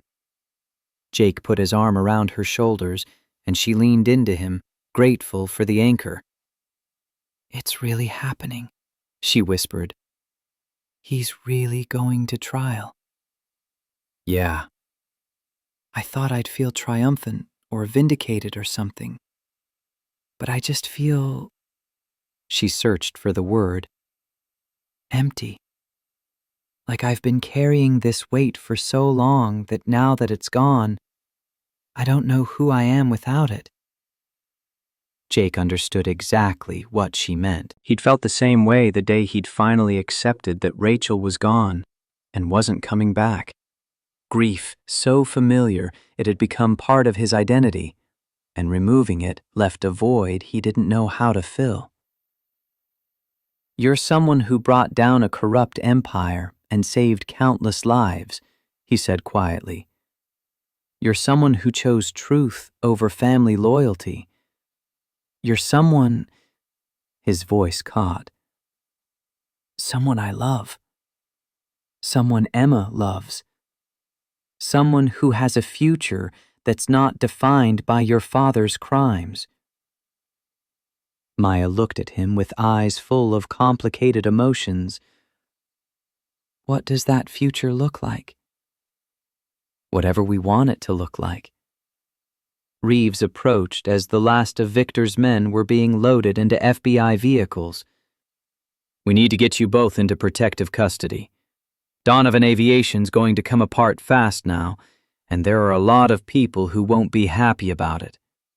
You'll be safer in a secure location until after the trial. How long? Jake asked, thinking of Emma waiting in Denver. Could be months. Donovan's lawyers will drag this out as long as possible. Jake thought about his cabin in Montana, about the quiet life he'd built, about walking away from all of this and pretending he'd never met Maya Donovan. Then he thought about Rachel and the 72 others who'd died, and the people still flying in defective aircraft who didn't know they were at risk. Then I guess we'd better get comfortable. The trial of Victor Donovan began on a cold morning in February, almost exactly 11 years after Rachel Brennan's helicopter fell from the sky. Jake sat in the gallery with Emma on one side and Maya on the other, watching as Victor was led into federal court in handcuffs and an orange jumpsuit. 3 months in custody had aged him. His silver hair was now more gray than silver, his expensive suit replaced by prison garb, the weight he'd lost making his expensive watch hang loose on his wrist. But his eyes were still sharp, still calculating, scanning the courtroom for weaknesses to exploit. Those eyes found Maya and held. She stared back without flinching. Emma gripped Jake's hand tight. She'd asked to come, said she wanted to see justice for the mother she barely remembered, and Jake hadn't had the heart to say no. Now he watched his 9-year-old daughter sit with solemn attention as prosecutors laid out a case so damning it seemed impossible Victor had walked free for so long. The flight recorder data showing the stabilizer failure, Carl Morrison's testimony about the bribes, the internal memos documenting Victor's knowledge of the defect. 73 deaths spanning a decade, each one preventable, each one buried under layers of corporate deception. The prosecutor was a woman named Jennifer Walsh, mid-40s with steel gray hair and a reputation for taking down white-collar criminals. Her voice never rose, never became theatrical. She simply presented facts, each one more devastating than the last, and let them speak for themselves. Victor's defense attorney, Marcus Webb, tried to argue that his client had relied on engineers' assurances, that he couldn't have known the true extent of the problem, that the crashes were tragic accidents, but not criminal acts. The argument might have worked if Maya hadn't spent 3 years building an ironclad case. Walsh presented emails in Victor's own handwriting. Stabilizer failures within acceptable risk tolerance. Recall would cost $500 million. Proceed with sales. She presented payment records showing bribes to Morrison and 3 other FAA officials. She presented suppressed engineering reports that explicitly warned about catastrophic failure modes. Webb's defense crumbled piece by piece under the weight of evidence. On the 8th day, Maya took the stand. She walked to the witness box with her head high, placed her hand on the Bible, and swore to tell the truth. For 4 hours, she detailed her father's crimes with clinical precision, presenting documents and testimony that painted a picture of systematic corruption spanning more than a decade. Webb's cross-examination was aggressive. Ms. Donovan, isn't it true that you have a troubled relationship with your father? That you resent his success? That these accusations are motivated by personal vendetta rather than evidence? Maya's voice was steady. My relationship with my father became troubled when I discovered he was willing to let people die to protect his profit margins. As for resentment, yes, I resent that he values money more than human life. But these aren't accusations. They're documented facts. You expect this jury to believe that a father would deliberately endanger his own daughter by... Maya cut him off. He didn't endanger me deliberately. He endangered everyone who flew in his aircraft, including me, because he didn't care who died as long as the money kept coming in. That's not complicated. That's just greed. Webb pressed harder. You built a helicopter and intentionally crashed it, nearly killing yourself. That's not the action of a stable person. No, Maya's voice rang through the courtroom. It's the action of someone who tried every legal avenue to stop a murder and was blocked at every turn by lawyers and money and corruption.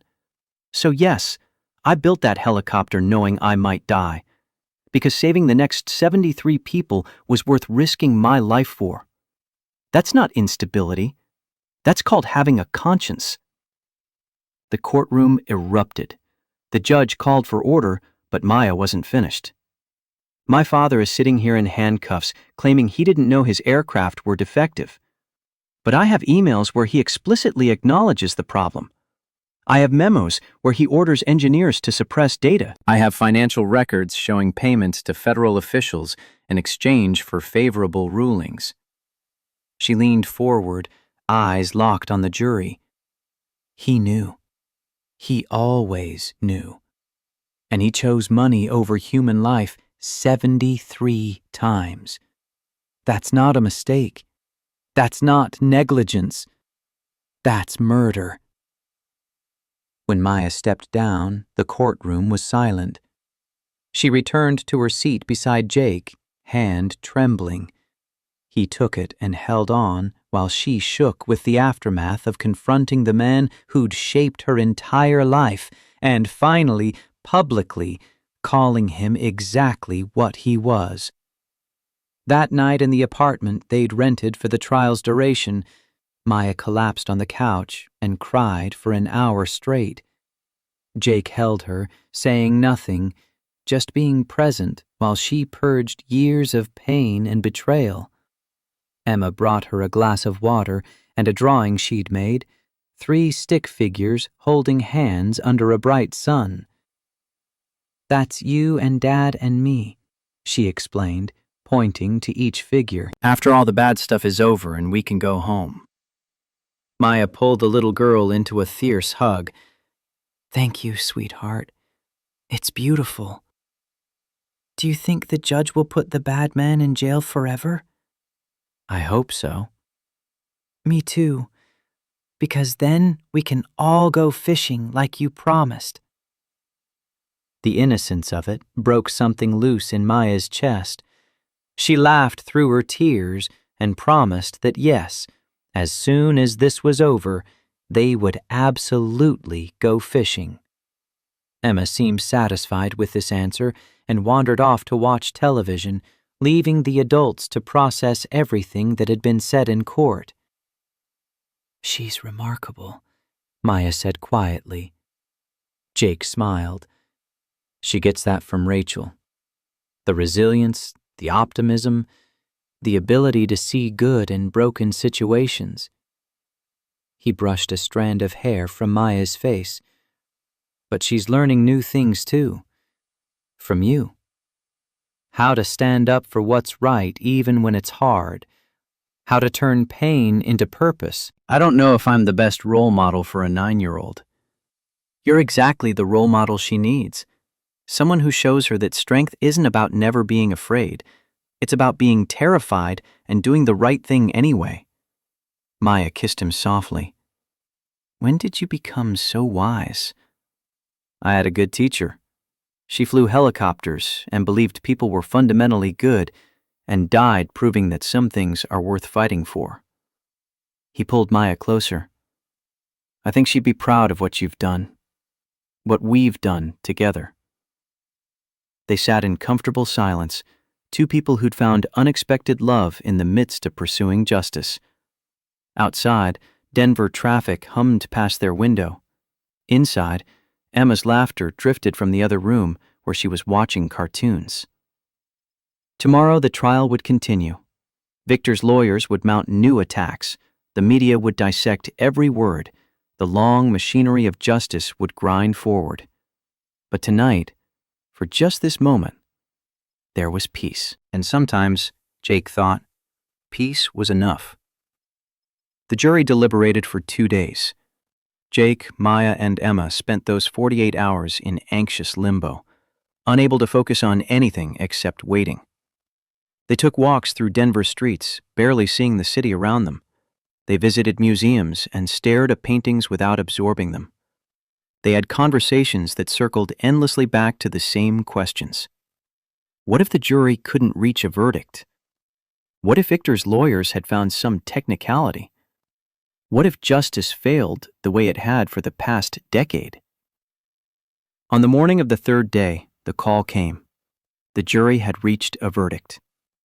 The courtroom was packed when they arrived, every seat filled with victims' families, journalists, aviation industry representatives, people whose lives have been touched by Victor Donovan's crimes.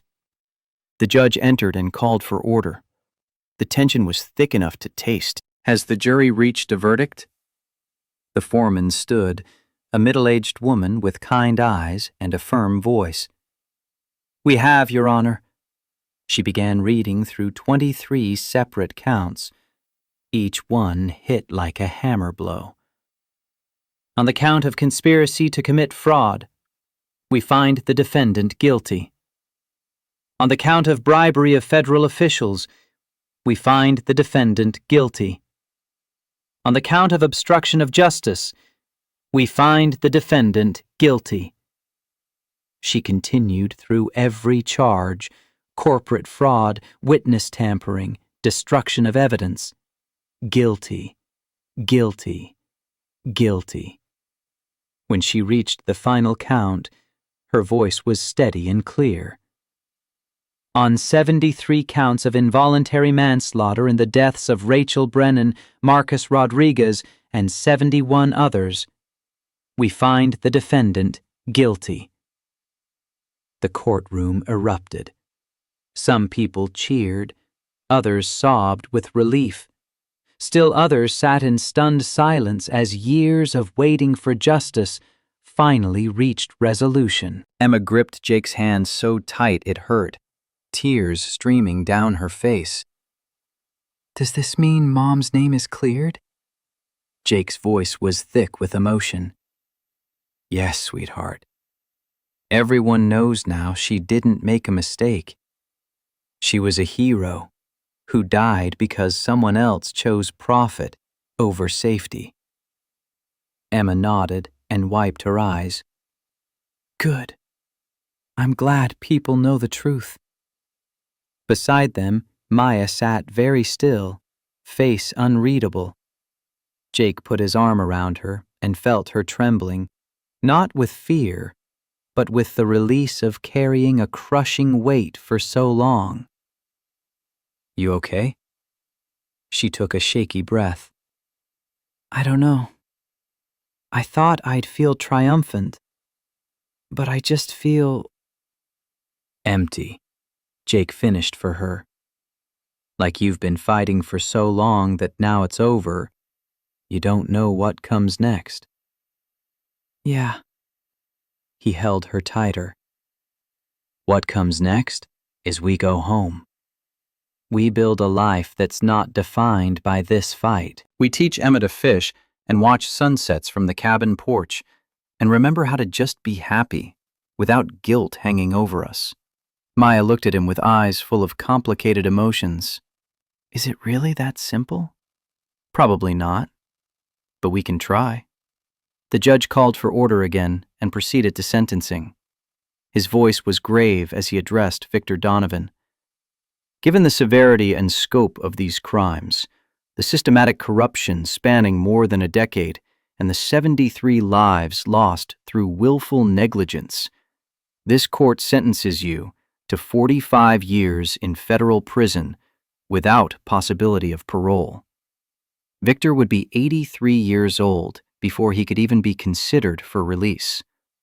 For a man who'd built his identity on power and control, it was a death sentence of a different kind. He stood to hear the sentence without visible emotion, but as the marshals led him away, His eyes found Maya one last time. She met his gaze steadily, and whatever he saw there made something in his expression crack. Just for a moment, he looked like a broken old man instead of a corporate titan. Then he was gone. Outside the courthouse, the media circus was overwhelming. Reporters shouted questions, cameras flashed, microphones thrust toward anyone connected to the case. Reeves shepherded Jake, Maya, and Emma through the crowd, but not before several victims' families stopped them. An older woman whose son had died 7 years ago hugged Maya and sobbed against her shoulder.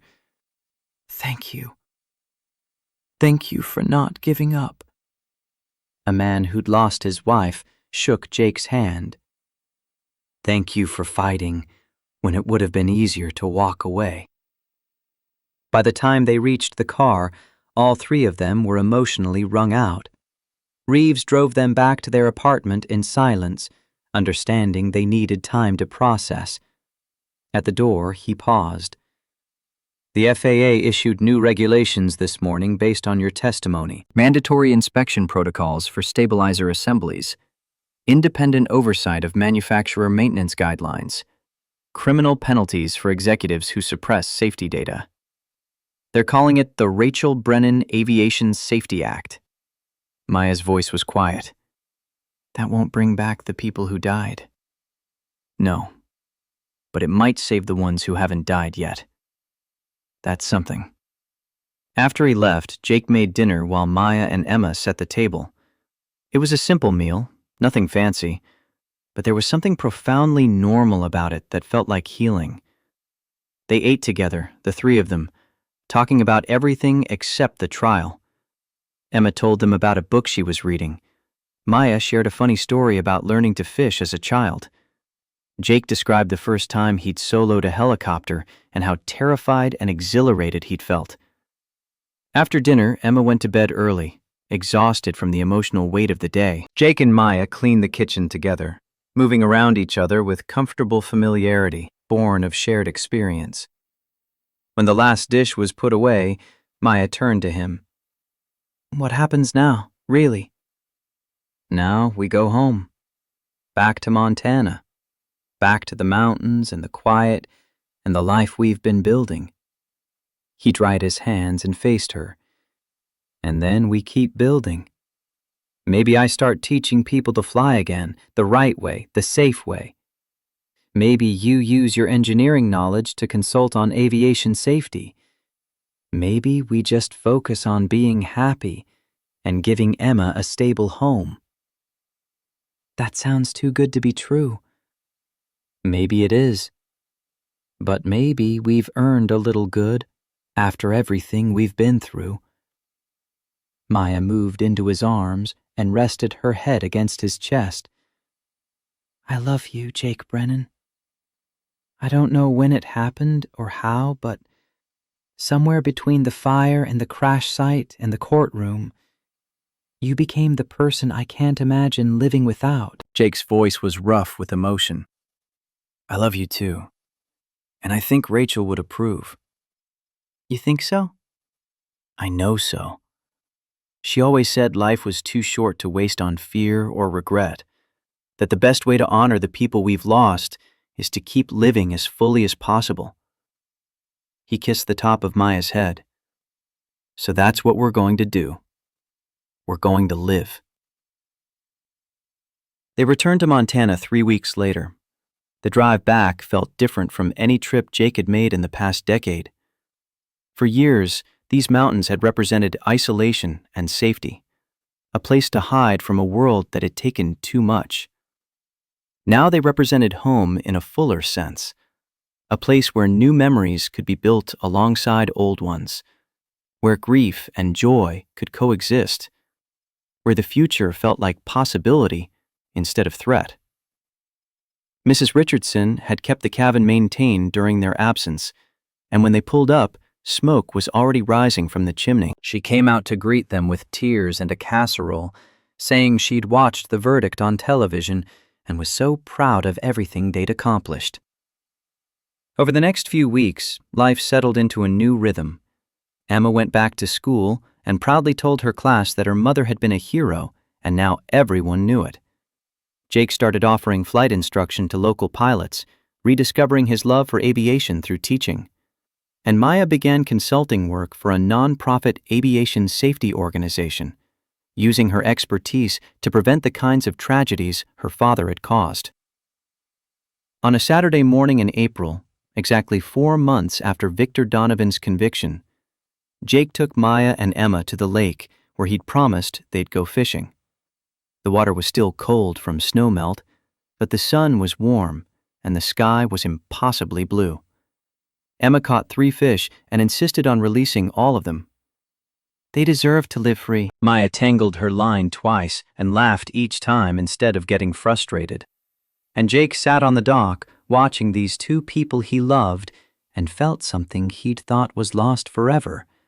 Pure, uncomplicated happiness. As they were packing up to leave, Emma looked at him with sudden seriousness. "Dad, can Maya live with us forever?" Jake glanced at Maya, who'd frozen mid-fold of a blanket. "I don't know, sweetheart. That's a pretty big question." "But I want her to. She makes you smile again, and she tells good bedtime stories, and she promised to teach me about helicopters when I'm older." Jake turned to Maya. "What do you think? Interested in living with a 9-year-old who asks too many questions and her father who still can't cook anything except breakfast?" Maya's eyes shimmered with tears. "I think that sounds perfect. Even with the early mornings and mountain winters and the nearest coffee shop being 40 miles away. Especially because of those things." She gestured at the mountains, the lake, the simple beauty surrounding them. "I spent my whole life in cities and boardrooms and places that looked impressive but felt empty. This feels like home. You feel like home." Jake pulled a small box from his pocket. He'd been carrying it for 2 weeks, waiting for the right moment. This moment, with Emma watching hopefully, and the mountains bearing witness, and the woman he loved standing before him with sunshine in her hair, felt exactly right. Maya Donovan. I know we've only known each other 6 months. I know it's fast and probably crazy. But I also know life is short and uncertain, and the only thing I'm absolutely sure of is that I want to spend whatever time I have left making you as happy as you've made me. He opened the box to reveal a simple silver ring with a small diamond. Will you marry me? Maya's hands flew to her mouth, tears spilling down her cheeks. Yes, yes, absolutely yes. Emma cheered and launched herself at both of them, wrapping her arms around their legs. We're going to be a real family. Jake pulled them both into a hug. We already are, sweetheart. This just makes it official. They were married 6 weeks later in a simple ceremony at the cabin. Reeves served as Jake's best man. Mrs. Richardson stood as Maya's matron of honor. Emma took her duties as flower girl very seriously, scattering petals with intense concentration. The guest list was small, a handful of friends, some families from the trial who'd become allies in the fight for justice, Tony Vasquez, who'd traveled from New Mexico to witness happiness born from tragedy. The ceremony was simple. Jake wore his best suit. Maya wore a dress the color of Montana sky, and they exchanged vows they'd written themselves. Jake promised to love her through nightmares and hard days, to never let fear stop them from living fully, to build a future worthy of everyone they'd lost. Maya promised to choose truth over comfort, to be a partner in adventure and in peace, to love Emma as if she were her own. When the officiant pronounced them husband and wife, when Jake kissed his new wife while their daughter cheered and friends applauded, it felt like the final piece of a puzzle clicking into place. Not the ending of their story, but the beginning of a new chapter written in hope instead of grief. The reception lasted into the evening with too much food and too much laughter, and Emma eventually falling asleep on Mrs. Richardson's lap while the adults told stories. Reeves pulled Jake aside at one point and handed him an envelope. "This came through official channels yesterday. Thought you should have it before it becomes public record."